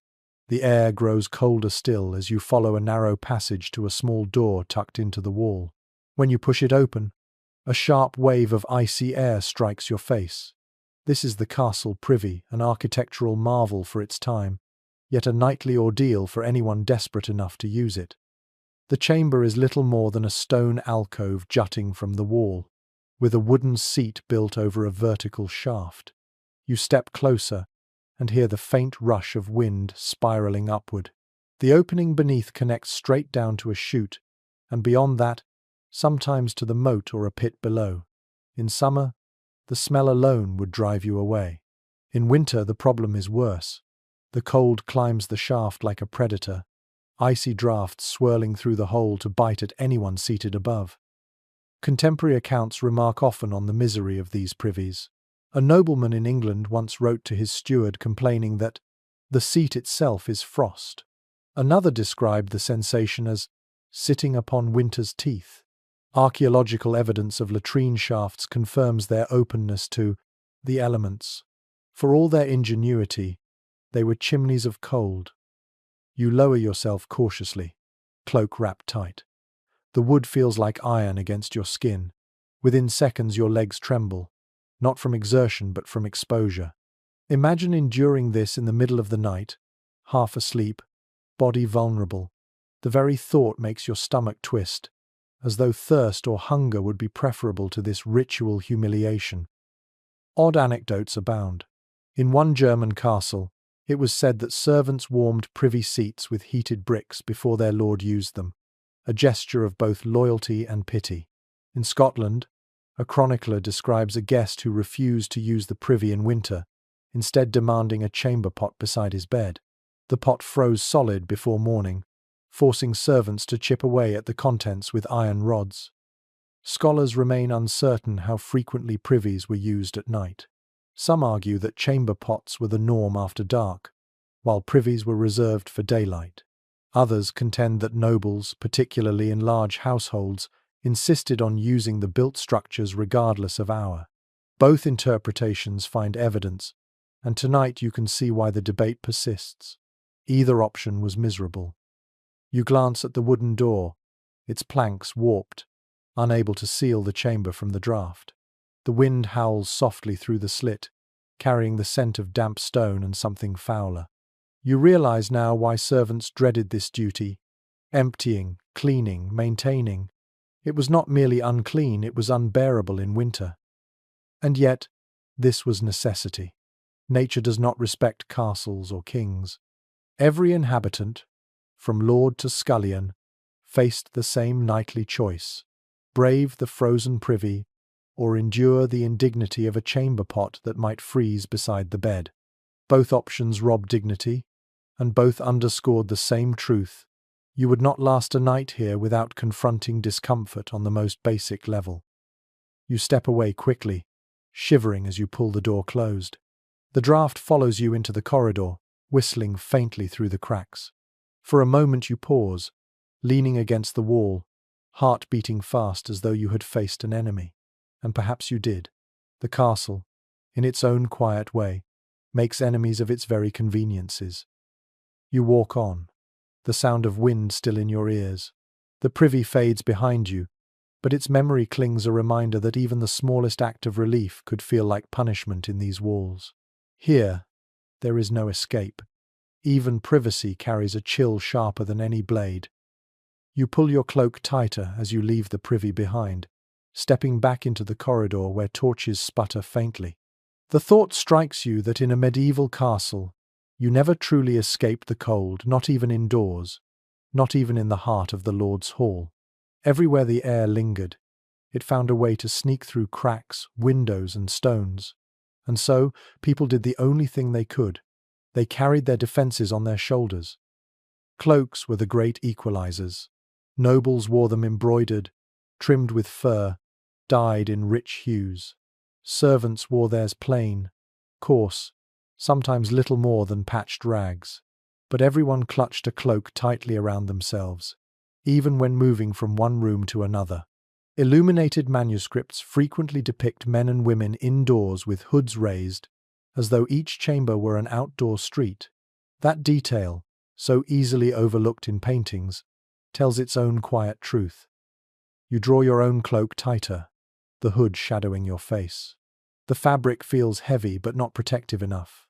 The wind still snakes in, curling around your ankles and teasing your ears. Imagine sitting at a noble's table, goblet in one hand and the other buried in your cloak, trying to eat with stiff fingers. Chronicles often describe lords conducting business with mantle drawn close, a phrase that captures the perpetual chill better than any architectural study. There are curious accounts of how cloaks were used. In one French court, noblewomen lined their cloaks with ermine tails, both for display and insulation. In harsher climates, men wore cloaks so long they dragged across the floor, doubling as makeshift blankets when they sat down. Servants, lacking such luxuries, sometimes stitched together scraps of old wool into mismatched wraps. The odd appearance drew laughter, yet it was survival. Historians still puzzle over whether cloaks were truly effective against the drafts. Some argue that wool's natural oils repelled dampness and trapped heat effectively. Others insist that cloaks provided little more than psychological comfort, their insulation overwhelmed by constant air movement. The surviving garments in museums are too fragile to test, leaving us to guess much as you guessed tonight. You step into a side chamber, where a cluster of men huddle together, cloaks wrapped like cocoons. Their breath clouds mingle, rising toward the rafters. One man pulls his hood so low you see only his nose. Another tucks his hands inside the folds, rocking back and forth. They look like travelers waiting in a snowstorm, yet they are inside the castle itself. The irony deepens when you recall that cloaks were also symbols of status. Colors, linings, and trims declared wealth. Yet what use was ermine against a draught that sliced straight through? Let us survive where nobles boast of their fine mantles, then, in the same breath, complain of bones made brittle by frost. Wealth may have purchased beauty, but it could not purchase comfort. Odd anecdotes surface here too. In one northern household, guests were issued extra cloaks for the night. as though they were blankets. Another record notes that soldiers on guard were ordered to share cloaks 2 at a time, each wrapping half around themselves during long watches. Picture 2 weary men pressed shoulder to shoulder, bound together by wool, waiting for dawn. It is a strange human image of dignity surrendered to survival. You tug your own cloak tighter still, but the truth becomes clear. The garment is no shield. It is a token, a gesture, a reminder that in this fortress, even clothing is a battle fought nightly. The air gnaws at you regardless, creeping through seams, chilling your skin beneath the wool. You step back into the corridor, the cloak heavy around your shoulders. Each movement swishes fabric across the floor, the sound mingling with the castle's whispers. You realize that cloaks were not merely garments but companions, carried everywhere like loyal dogs, drawn close in every hall, chapel, and chamber. And still, for all their presence, they were never enough. The torch beside you gutters, sending sparks against the wall. You pull your hood further forward and walk on, aware that even wrapped in layers, you remain prey to the castle's breath. In this place, warmth is not won, it is borrowed, briefly, until the stone reclaims it. The corridor narrows and turns, and before long you find yourself before another heavy wooden door. When you push it open, the sound of low chanting meets your ears, echoing softly against stone. You have stumbled into the castle's chapel, where flickering candles illuminate a vaulted ceiling. At first, the sight might soothe you, faith carved into stone, warm light on painted saints, but then you kneel, and the cold strikes again with merciless clarity. The floor is unyielding, smooth slabs of stone worn by centuries of knees. You lower yourself cautiously, and instantly the chill seeps upward, numbing your shins. Imagine devout men and women, morning and night, kneeling here through long prayers. Contemporary accounts confirm that worship continued regardless of season, for devotion was seen as armor against discomfort. And yet, many letters confess to numb hands clasped in prayer, or voices trembling not from reverence but from shivering. You shift uncomfortably, feeling the air swirl through the chapel. Narrow lancet windows allow only a trickle of light, but their cracks invite endless draughts. Candles tremble under the invisible intrusion, their wax dripping onto already chilled stone. Even the altar cloth seems to shiver, its embroidered fringe stirring with every gust. Curious customs reveal themselves in scattered chronicles. In one German castle, parishioners were said to hold warmed bricks beneath their cloaks during winter mass, shuffling them between hands and laps as prayers stretched on. In another account, nobles demanded shorter services during harsh winters, a compromise between piety and survival. Whether these tales are exaggerated or not, they capture the tension between ritual and bodily endurance. The smell here is distinctive, a mingling of incense, tallow smoke, and damp stone. You breathe it in, the sweetness of frankincense fighting with the mildew of walls. For a moment, you wonder if the incense was not only symbolic but practical, masking the odor of wet stone and unwashed bodies. Some researchers argue that the use of heavy incense in winter had less to do with theology and more to do with combating foul air. Others dismiss this theory as anachronistic. The debate continues, leaving the truth as hazy as the smoke curling now before your eyes. You glance at the figures kneeling nearby, cloaks drawn close, hoods shadowing faces. They sway gently as words murmur through lips gone pale with cold. Their devotion is impressive, yet you see the subtle tremors in their fingers. Prayer here is not serene but a battle, each whispered hymn carried on breath that turns instantly to mist. One peculiar anecdote survives from a French abbey, where it was said monks slept in the chapel itself to show humility. They lined against the walls, cloaked, their bodies pressed to icy stone all night. The chronicler who recorded it admitted, almost sheepishly, that half the monks coughed through the next morning's service. Whether this was holy fervour or folly remains uncertain, but it illustrates the strange overlap of faith and frost. As you remain kneeling, your own legs begin to ache, not from posture but from the cold chewing upward through bone. You shift, but the discomfort only follows. You realize then that devotion here was as much physical endurance as spiritual exercise. To pray in such a place was to surrender not just time but warmth, to offer pain alongside piety. The chant continues, low and steady, echoing into the rafters where shadows gather like silent witnesses. You close your eyes and let the sound wash over you. For a moment, the repetition feels soothing. Then your teeth chatter, breaking the rhythm. You open your eyes again, reminded that even in the holiest chamber, the castle never softened. You rise at last, legs stiff, knees throbbing. The figures remain kneeling, steadfast, their murmurs unwavering. You step backward toward the door, pulling your cloak tight. Faith may have guided them, but cold carved itself into every prayer. You leave the chapel with the scent of incense still clinging to your cloak, mixed now with the memory of stone too frozen to ignore. You return to the corridor, footsteps echoing in the hush, and the cough you carried from the damp loft lingers in your throat. It scratches, stubborn and sharp, as though the castle itself has slipped its fingers into your lungs. You press on, but you know illness was always the shadow that followed cold. In winter, fevers spread as predictably as frost. Contemporary records speak often of winter agues, a vague term covering everything from influenza to pneumonia. Physicians of the era described chests heavy with phlegm and throats tightened by icy humours. They recommended bleeding, hot poultices, or draughts of spiced wine. None of these cured the chill. At best, they distracted from it. Modern medical historians debate how much the castle's climate contributed to waves of plague and pestilence. Some argue the damp and draughts weakened immune systems, leaving bodies vulnerable.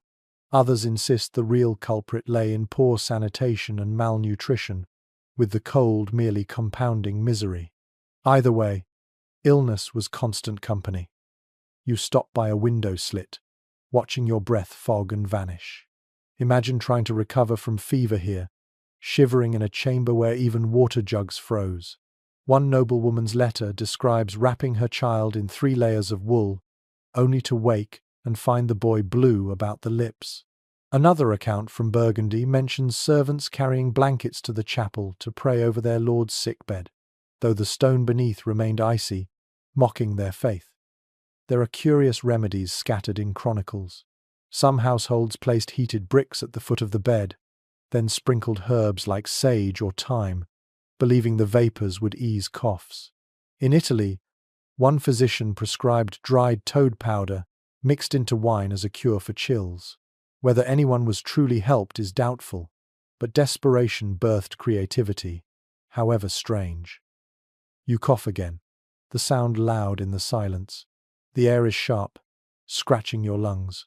You can almost taste the damp stone itself. Imagine the castle filled with dozens of such coughs, echoing through halls at night, layering like a grim chorus.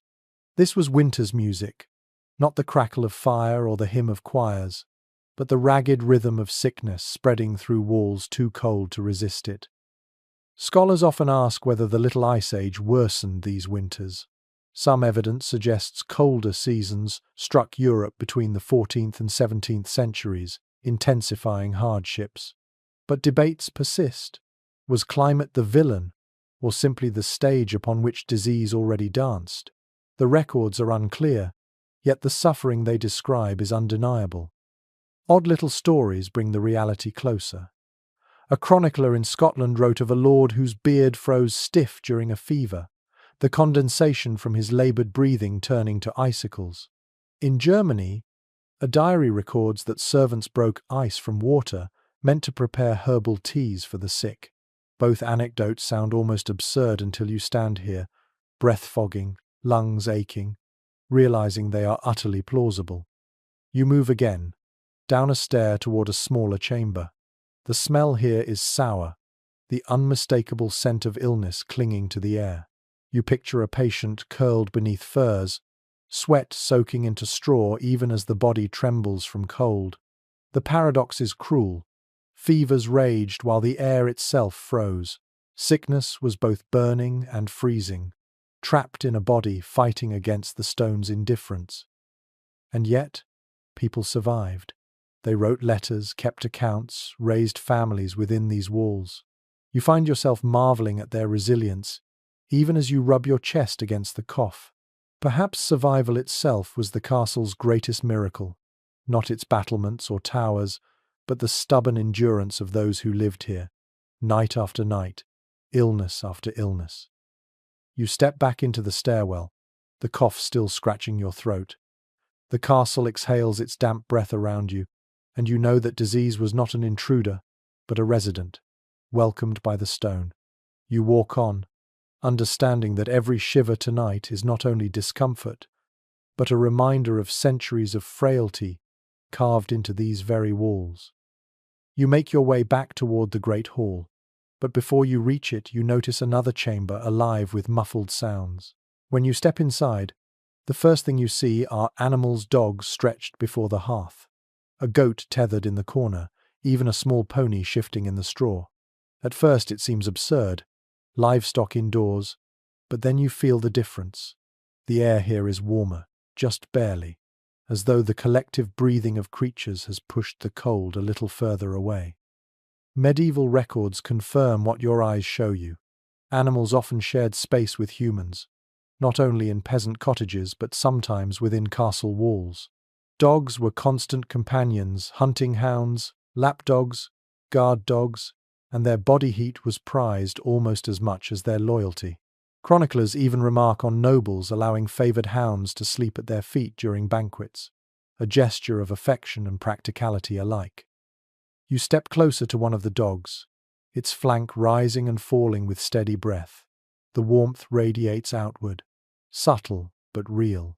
Imagine lying with such creatures in bed, their fur against your hands, their heat a bulwark against icy draughts. A peculiar anecdote from Italy tells of noble women cradling tiny lapdogs under their gowns, calling them comforters. Another from England describes soldiers quartered with their horses, using the animals' bodies as living stoves on frigid nights. It sounds desperate because it was. Yet scholars differ on just how widespread this practice was within castles. Some argue that noble etiquette frowned upon livestock in living quarters, restricting such habits to peasants. Others point to letters and poems that casually reference animals in halls and chambers, suggesting the boundary was often blurred. The evidence is uneven, leaving modern readers to wonder whether survival simply outweighed propriety when frost pressed too close. You pause by the hearth where smoke curls lazily upward. The hounds shift closer to the embers, sighing contentedly. A servant boy slips inside, carrying a bucket of scraps. He tosses bones to the dogs, pats the goat, then curls up against the wall beside them. His eyes flutter shut almost instantly. You realize what comfort means here. Not luxury, not blankets or braziers, but the simple heat of other breathing bodies. The smell is strong fur, dung, smoke, but your nose adjusts. After all, survival has its own perfume. You think of peasant cottages described in chronicles, where families slept in single rooms with pigs and chickens scratching nearby. Archaeologists have even uncovered hut floors thick with manure layers, compacted into insulation. The image is unromantic, yet strangely ingenious. People turned animals into allies against cold, their warmth shared freely. Odd tales underline this ingenuity. In one German fortress, it's said a cow was led into the hall during a siege winter to keep the lord's children warm at night.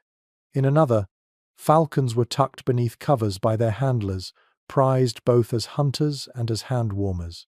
Whether half-truths or exaggerations, the stories echo the same logic. In a world where stone froze and fires failed, living heat was the most reliable refuge.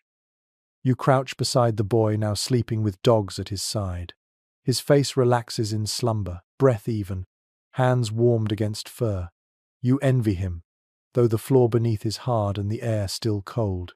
It seems paradoxical that comfort in a castle is found not in draped beds, but in huddles of animals and humans sharing warmth without ceremony.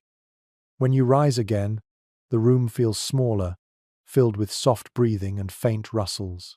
The cold still lurks, but here, for once, you see it held at bay. The lesson is simple. Survival in these walls was not only about stone and fire, but about bodies, human and animal, pressing close together in the night. You step back into the corridor, the warmth fading instantly as the door closes. The cold greets you like an old enemy, sharper now, after that brief reprieve.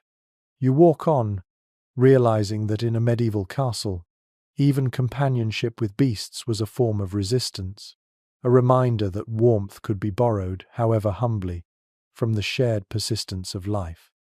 You keep walking, cloak pulled tight, the memory of hounds and straw clinging faintly to you.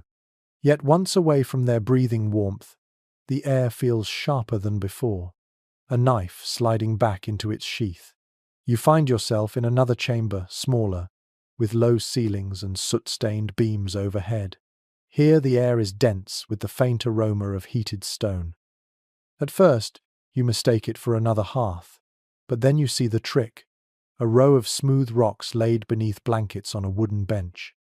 Hot stones, bricks, and even embers were among the simplest and most desperate medieval tricks against the cold.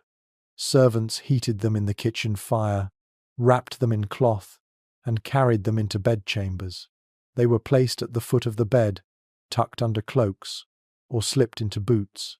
For a short while, they radiated enough heat to trick tired bodies into thinking the night might be bearable. You crouch beside one of the stones. Its surface glows faintly, not with light but with heat. You press your palm against the cloth and feel warmth seep briefly into your skin. Within minutes, it will cool to the temperature of the room, and by dawn it will be as icy as the walls. Household accounts from across Europe list endless purchases of fuel, wood, peat, coal, partly because of these makeshift devices. Yet the records also show complaints. Bricks cracked, stones scorched bedding, sometimes even ignited straw. Curious anecdotes illustrate both ingenuity and danger. In one French castle, a servant boy reportedly set an entire mattress alight when the brick he carried was too hot. The noble family fled their chamber, cloaks flapping, while the boy was beaten for negligence. In another tale from Italy, hot turnips were used instead of stones, tucked into bed linen after feasts. The image is comical vegetables masquerading as heaters but also telling.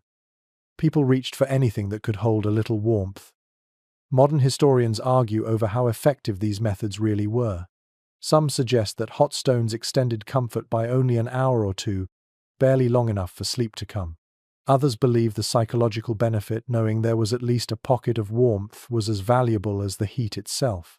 The debate remains unresolved, but tonight you feel the truth in your palm. It is warmth, yes, but fleeting, fragile, already fading. You imagine the nightly ritual. Servants scurry from kitchen to chamber, arms full of wrapped bricks, their faces red from carrying the heat close. Nobles slip into bed, pressing icy toes against the stones, sighing at the first sweet flush of warmth. Then, an hour later, they wake, shivering again, the brick now no different from the floor beneath them. The cycle repeats until dawn. A tease, a promise broken, again and again. Odd customs arose from this ritual. Some households used bed wagons. Wooden frames filled with hot embers slid under the mattress to warm it before sleep. Others employed metal pans with long handles, filled with coals and run across the sheets. These inventions often left singed fabric or smoky odors, yet they persisted, passed from servant to servant as duties of the night. The ingenuity is admirable, the results questionable. You sit on the bench, the warm stone tucked beneath your hands. Already the chill seeps back, as if the castle has endless patience. It waits always to reclaim what little heat humans borrow. The stone cools minute by minute, and you understand why chroniclers often described winter nights as a struggle between fire and frost. The fire always lost. Still, you can't help but admire the determination. Every heated stone, Every ember carried in trembling hands was a gesture of resistance against walls that did not care. The people who lived here may have shivered, coughed, and cursed, but they never stopped fighting. Even if the warmth lasted only moments, those moments mattered. You rise, setting the stone aside. Its heat lingers briefly in your skin, then fades. The chamber returns to stillness, damp and cold. You pull your cloak tighter, stepping back into the corridor where the draft greets you once more. The lesson is clear. In a medieval castle, warmth was always a loan, never a gift. Stones cooled, fires guttered, bodies faltered. The only certainty was that the cold endured. You move away from the chamber of fading stones, up another set of stairs, and into a gallery that overlooks the courtyard. Through a narrow shutter, you glimpse tiny thatched roofs huddled close beyond the castle walls. A faint glow rises from them, threads of smoke drifting into the night sky. You pause, surprised, because for a moment you realize something almost heretical.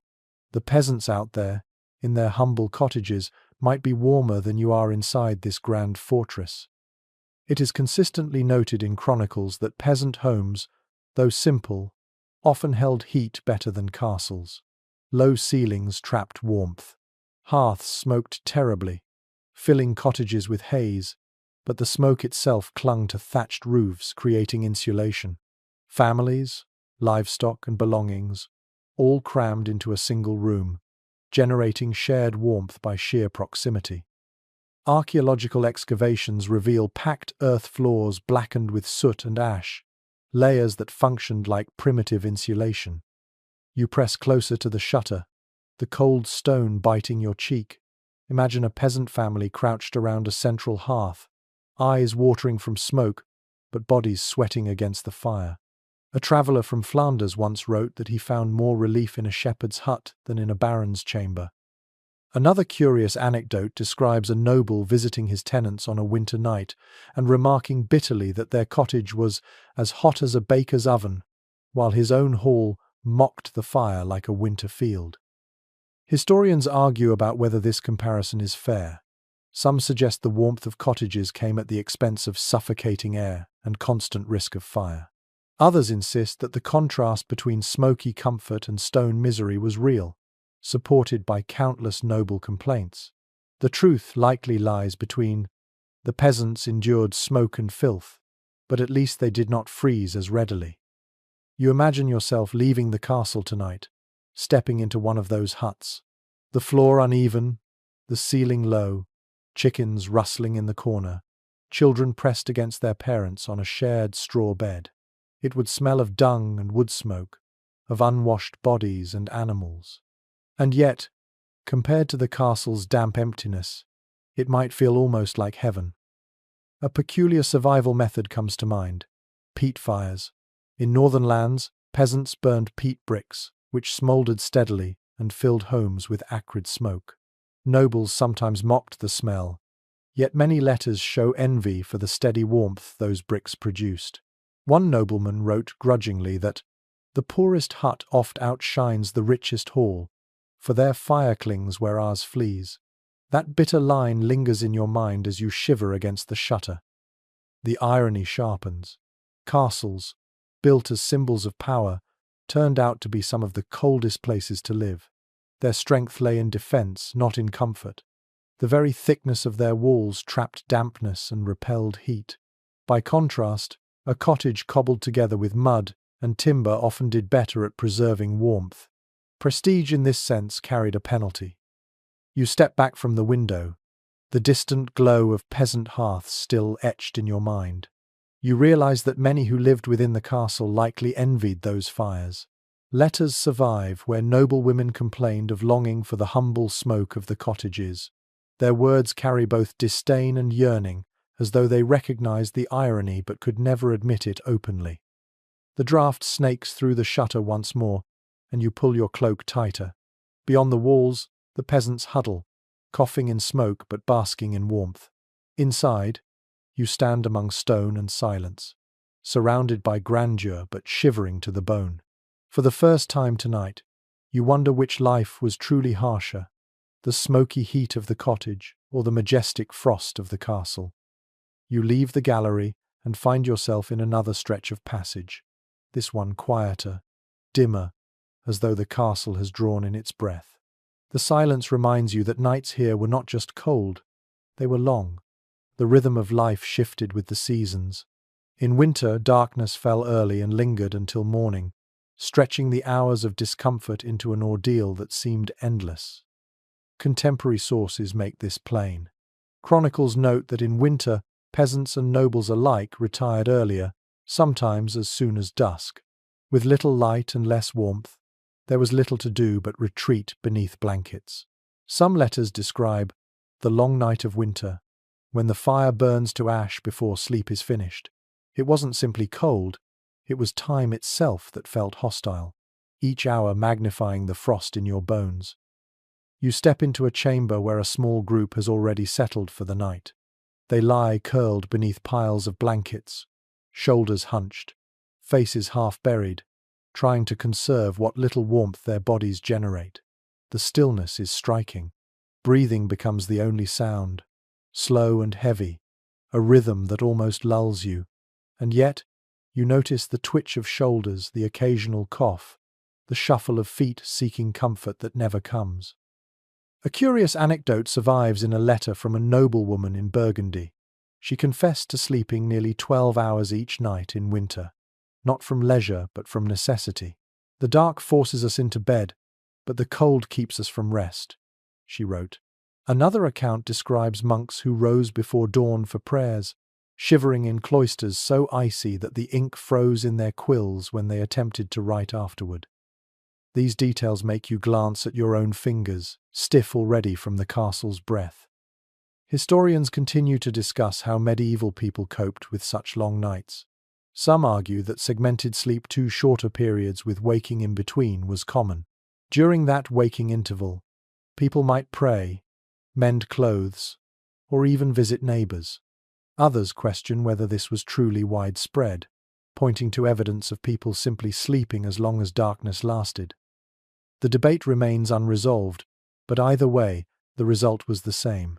Cold dominated the hours, shaping not just bodies but schedules. You imagine yourself waking at midnight, the fire long gone, your body stiff with chill. The urge to move, to shake life back into your limbs, would fight against the urge to stay buried under blankets. Letters from the period complain of the cruel choice, to lie still and freeze, or to rise and shiver. Both paths led to misery, proving that comfort was never truly possible. Odd customs grew around this reality. Some households kept bells or clappers to rouse servants in the middle of the night, ensuring fires were stoked and water checked. In Italy, a curious practice emerged of playing quiet board games during the long waking hours, pieces moved by candlelight while families huddled in blankets. Elsewhere, accounts describe nobles telling stories, stretching words into the darkness as though they could banish the cold by filling the air with sound. You glance around the chamber again. The figures here are silent now, their bodies pressed close in an instinctive defense against the chill. You envy them their shared warmth, though you know it is never enough. Their stillness is not comfort but resignation, the acceptance of hours that must be endured rather than conquered. You step back into the corridor. The silence deepens.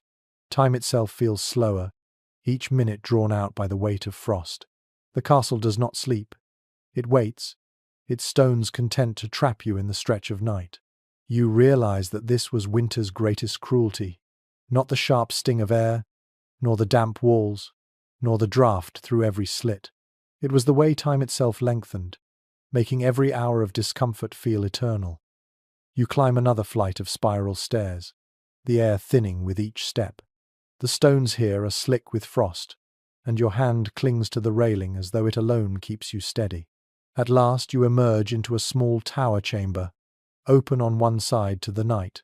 The wind howls through, rattling your cloak, and you realize this is a guard post. Someone must stand here every night, watching the darkness for enemies who rarely come, enduring the cold that always does. It is well recorded in military accounts that night watches were among the most dreaded duties in winter. Soldiers or retainers were stationed in towers and along battlements, their armor stiff with ice, their breath freezing into their beards. Chroniclers describe men stamping their feet constantly to keep blood moving, or beating arms across their chests until shoulders bruised. In some places, guards rotated every hour. In others, they were expected to last until dawn. Imagine staring into an endless night, toes numb, ears burning, listening for footsteps that never arrive. You step forward into the open space, and the wind claws at your face. The view is wide fields, forests, faint stars trembling above. Yet the grandeur means nothing when your body shakes from the cold. You try to picture a knight standing here in full mail. The metal would chill faster than fabric, pressing cold directly against the body. Accounts from sieges even mention frostbite beneath armor, as sweat from the day froze into sheets of ice at night. There are curious anecdotes of ingenuity. One Scottish garrison supposedly shared cloaks between men, wrapping two at a time, so that one half of each body stayed warmer. In Germany, guards burned small piles of dung in corners of towers, the acrid smoke preferable to frost. Whether these tales are exaggerated or not, they reveal the desperation of men tasked with surviving long nights in the wind. Historians remain divided over just how effective guard rotations were. Some argue that frequent changeovers prevented disaster. Others believe lords economized, forcing men to endure shifts too long for safety. Surviving accounts include both guards collapsing from exhaustion and guards praising brief watches that saved their lives. The lack of certainty mirrors the uncertainty of the night itself. You lean against the parapet, fingers numb. Far below, the village lies silent, faint fires glowing in cottages. The contrast stings. Inside those smoky huts, people press together, coughing but warm. Up here, surrounded by battlements and banners, you are king of nothing but frost. A peculiar tale comes from a French fortress, where a guard reportedly mistook icicles breaking from the tower for enemy arrows, sounding an alarm that roused the entire garrison. The story sounds humorous now, but it underscores the delirium of men who had stared too long into the freezing dark. Fatigue, cold, and fear turn stone walls into traps of the imagination.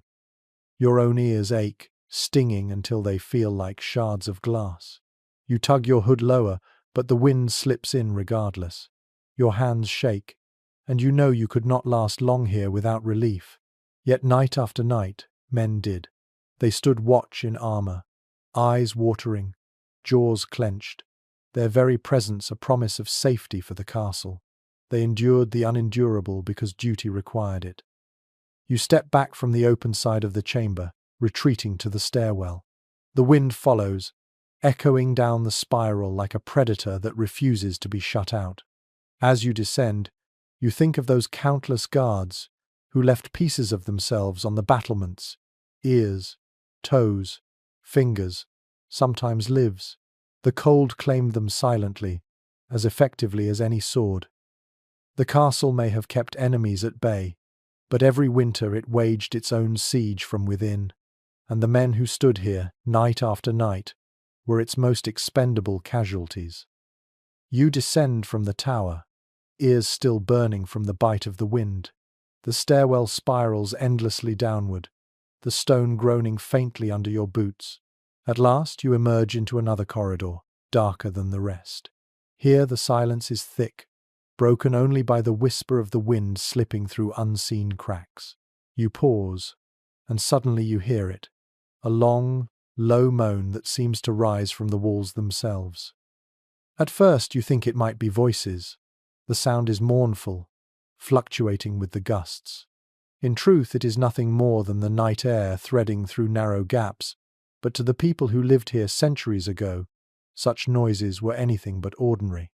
Contemporary letters describe the castle singing with winter and walls that wail until dawn. To tired, shivering ears, the drafts themselves became ghosts. You walk slowly, hand brushing the stone. The air moves along the corridor like an invisible river, pushing your cloak one way, then tugging it back. You realize this is what the nights truly sounded like. Not silence, but whispers, rattles, and creaks, the constant conversation of stone and wind. Imagine lying awake in your bed, curtains drawn, while the castle groans as if it were alive. One curious anecdote from a Welsh stronghold tells of servants convinced that banshees haunted the stairwells because the wind produced shrieks so sharp they swore they heard words. Another tale from Burgundy describes noble guests startled awake by knocking sounds in the walls, later discovered to be loose shutters. These stories may sound like superstition, but as you stand here listening, you understand their truth. The castle's very architecture turned drafts into apparitions. Scholars continue to debate how deeply such sounds influenced medieval belief in spirits. Some argue that ghost stories were fueled by imagination sharpened by cold and fatigue. Others maintain that the castle's eerie acoustics genuinely fostered belief in the supernatural. The evidence is inconclusive, but the resonance of stone amplifies the possibility. Tonight, you hear it for yourself, the sigh of air that might easily pass for a whispered warning. You press deeper into the corridor. Torches sputter weakly, shadows stretching and twisting. Each gust bends the flames sideways, painting shapes that seem to lurch along the wall. You blink, half certain you've seen movement. For a moment, the castle feels haunted not by the dead, but by the endless chill shaping sound and sight into illusions. The temperature here seems colder than in the hall. Perhaps it is the absence of bodies, or perhaps the drafts are simply stronger. You hunch your shoulders, cloak drawn tighter, but the air still finds you. It slithers into the folds, strokes your skin with icy fingers. You imagine the medieval inhabitants whispering prayers when the winds grew too eerie, begging saints to keep restless spirits away. A peculiar custom survives in a few records, leaving bread or milk in corners of drafty chambers, not for pests but for night wanderers. Whether these were spirits, fairies, or merely metaphors for the cold itself, no one can say. But the act reveals how people sought meaning in discomfort, turning unexplained noises into narratives of the unseen. You pause again, letting the moans rise and fall. They sound almost human, a chorus of voices echoing through centuries. You know it is merely wind, yet your skin prickles all the same. You realize that the castle's true terror was not only its physical chill, but its ability to make the imagination shiver too. Cold altered more than bodies, it reshaped minds, filled nights with apparitions, taught fear alongside frost. At last, you move toward a door at the end of the corridor. The moans fade behind you, though you know they will return the moment the next gust slides through. You step into another chamber, and silence greets you once more. But in your ears, the echoes linger. The castle hums with its own voice, a song of winter that never stops. You close the heavy door behind you and enter a larger chamber where servants have gathered. The air is thick with the musk of bodies pressed together, wool cloaks overlapping, shoulders hunched against the chill. At first, you think the smell, unpleasant sweat, smoke, damp straw, but then you realize it carries something rare in this castle: warmth. Not warmth from fire or stone, but from human bodies leaning into one another, turning shared discomfort into shared survival. It is well recorded that medieval households relied on proximity to endure winter nights. Families often slept several to a bed, layering blankets over one another, limbs intertwined. In castles, servants crowded onto pallets, huddling close, sometimes 3 or 4 beneath a single cloak. To modernize, it might seem cramped or undignified. To them, it was life itself. You lower yourself beside them, feeling the press of shoulders. Instantly, the difference is clear. The damp drafts still creep along the floor, but the warmth of bodies counters it. Breathing slows, mist rising in unison. You sense how comforting it must have felt, this rhythm of lungs and hearts, each person carrying a fragment of heat for the others. Curious anecdotes illustrate this intimacy. A 15th-century French traveller wrote with surprise of noble children sleeping 2 to a bed, like peasants, though the parents defended it as practical. Another tale from northern England describes servants deliberately sleeping in alternating directions, feet to heads, so that toes could be warmed by faces, a peculiar arrangement but one that shared warmth more evenly. Odd perhaps, but ingenious. Scholars still debate whether this closeness was purely practical or also shaped social bonds. Some argue that constant physical proximity fostered tighter household communities. Others suggest it bred tensions, quarrels, and discomfort. The evidence is mixed. Some letters describe affectionate loyalty among servants, others complaints about snoring and restlessness. Either way, the practice of huddling together cannot be denied. You notice a young boy curled against his mother's side, his hands tucked beneath her arm. A dog lies across their feet, its fur rising and falling with theirs. The trio looks strangely serene, despite the stone chamber. You realize that warmth was never solitary here. It always required company, whether of beasts or humans. Odd customs crop up in chronicles too. In some German castles, communal sleeping was accompanied by singing before bed, low chants meant to distract from the cold. In Italy, families prayed aloud as they lay down, their voices overlapping until silence fell. Such rituals, practical or spiritual, helped pass the longest hours, transforming discomfort into endurance. You adjust your cloak and feel another shoulder lean into you. For a moment, you too are part of the circle. The warmth is fragile but real, as though each heartbeat adds a spark to the shared fire. And yet, it is temporary. As soon as one person shifts away, the chill creeps back. You understand now why the phrase, keeping company, carried literal weight. It was not only companionship, but survival. Still, questions remain. Did nobles truly huddle like this, or only their servants? Some scholars argue that the wealthy clung stubbornly to solitary beds, even when freezing. Others believe that even in grand chambers, closeness was quietly practiced. The truth may never be certain. What is certain is the rhythm you feel now. The steady exhalations, the shared breath warming the stone just enough to soften the edge of night. You close your eyes, listening to the faint murmur of prayers, the shuffle of straw, the occasional sigh. For once, the castle does not feel hostile. It feels human, filled with warmth borrowed from one another. But when you open your eyes again, you know dawn will scatter them, and the cold will reclaim the walls. This moment of comfort is only a pause in the siege. You rise quietly, leaving them to their rest. The chamber door creaks behind you, and the draught greets you once more, sharper after the brief reprieve.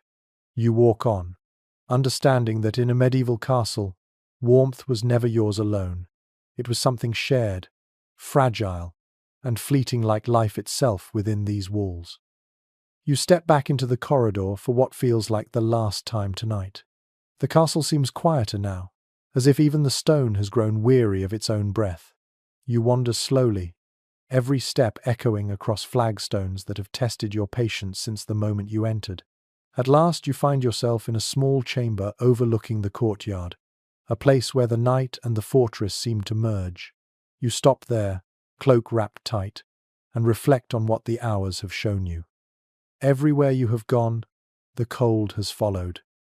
The grand hall, with its vast hearth, proved to be a cavern where heat drowned in shadows.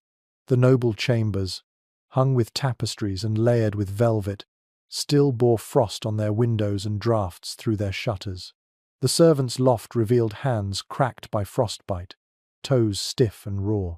Even the chapel, meant to lift the spirit, demanded prayers from knees pressed into stone that numbed the very bones. History confirms this relentless discomfort. Household accounts document endless purchases of fuel, repairs of shutters, replacements of bedding, proof that even the wealthiest families struggled. Medical texts list remedies for winter chills and lung fevers, prescriptions more desperate than effective. And in the margins of letters, you find casual notes of misery, pictures frozen, ink stiff, fingers trembling as quills scratched complaints. All of them whisper the same truth. A medieval castle was magnificent to behold but merciless to inhabit. You lean your forehead against the wall. It is damp, clammy, unyielding. You cannot help thinking of the peasants outside the walls, coughing in smoky cottages but clutching one another by warm fires. Their comfort was rough, but it was comfort nonetheless. The castle, in contrast, traded warmth for grandeur, protection, and pride. Its people paid knightly for that trade. Curious images resurface: lapdogs tucked beneath blankets, monks holding hot bricks during prayer, guards sharing cloaks in the tower, noblewomen confessing they envied the heat of peasants' cottages.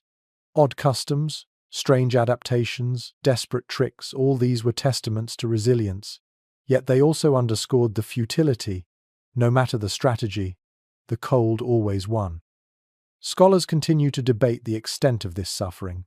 Some argue that medieval people were hardened, less sensitive than we are, more accustomed to discomfort. Others counter that their own complaints, preserved across centuries, prove the misery was as sharp then as you feel it now.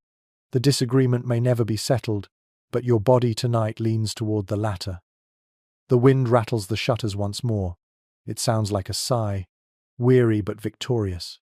You pull your cloak tighter, but the fabric feels thin now, worn down by hours of exposure. Your shoulders ache, your fingers stiffen. You realize that if you were to stay another night, just one more, you would not endure it. The cold would seep too deep, nor too long, until you surrendered to sleep you might not wake from. You step away from the wall, glance once more at the empty chamber, and feel the weight of the castle pressing in. Its stones have stood for centuries, weathering wars and storms. Yet within, it has always waged its own quiet war against its inhabitants. Tonight, you have been both witness and victim. And tonight you understand why so many letters, poems, and anecdotes circle back to the same refrain. The castle was strong, yes, but never kind. The thought lingers as your breath curls into mist. You would not last here, not a night, not truly. And as you turn from the window, you know the truth echoes through history. No one ever did. They endured, survived, persisted, but comfort was a stranger behind these walls. And now, as the night within the castle draws to a close, let the pace soften. Imagine the stone walls fading into shadow, their chill no longer pressing, their draughts no longer whispering. The corridors that once groaned with wind grow still, and the echoes of coughs, footsteps, and sighs dissolve into silence. The great hearth dims to embers, glowing faintly like tired eyes. The curtains around beds sag heavy, their folds unmoving. Even the animals curled in straw rest quietly now, their steady breathing mingling with that of the servants who lean against them. For a moment, the entire fortress seems to exhale, surrendering its nightly siege. You walk slowly down the corridor, no longer hurried, no longer resisting.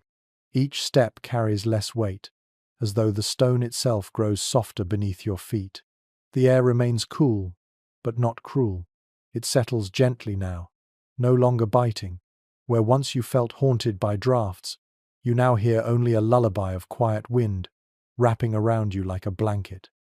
Close your eyes and picture the night lifting, the first pale hints of dawn brushing across battlements.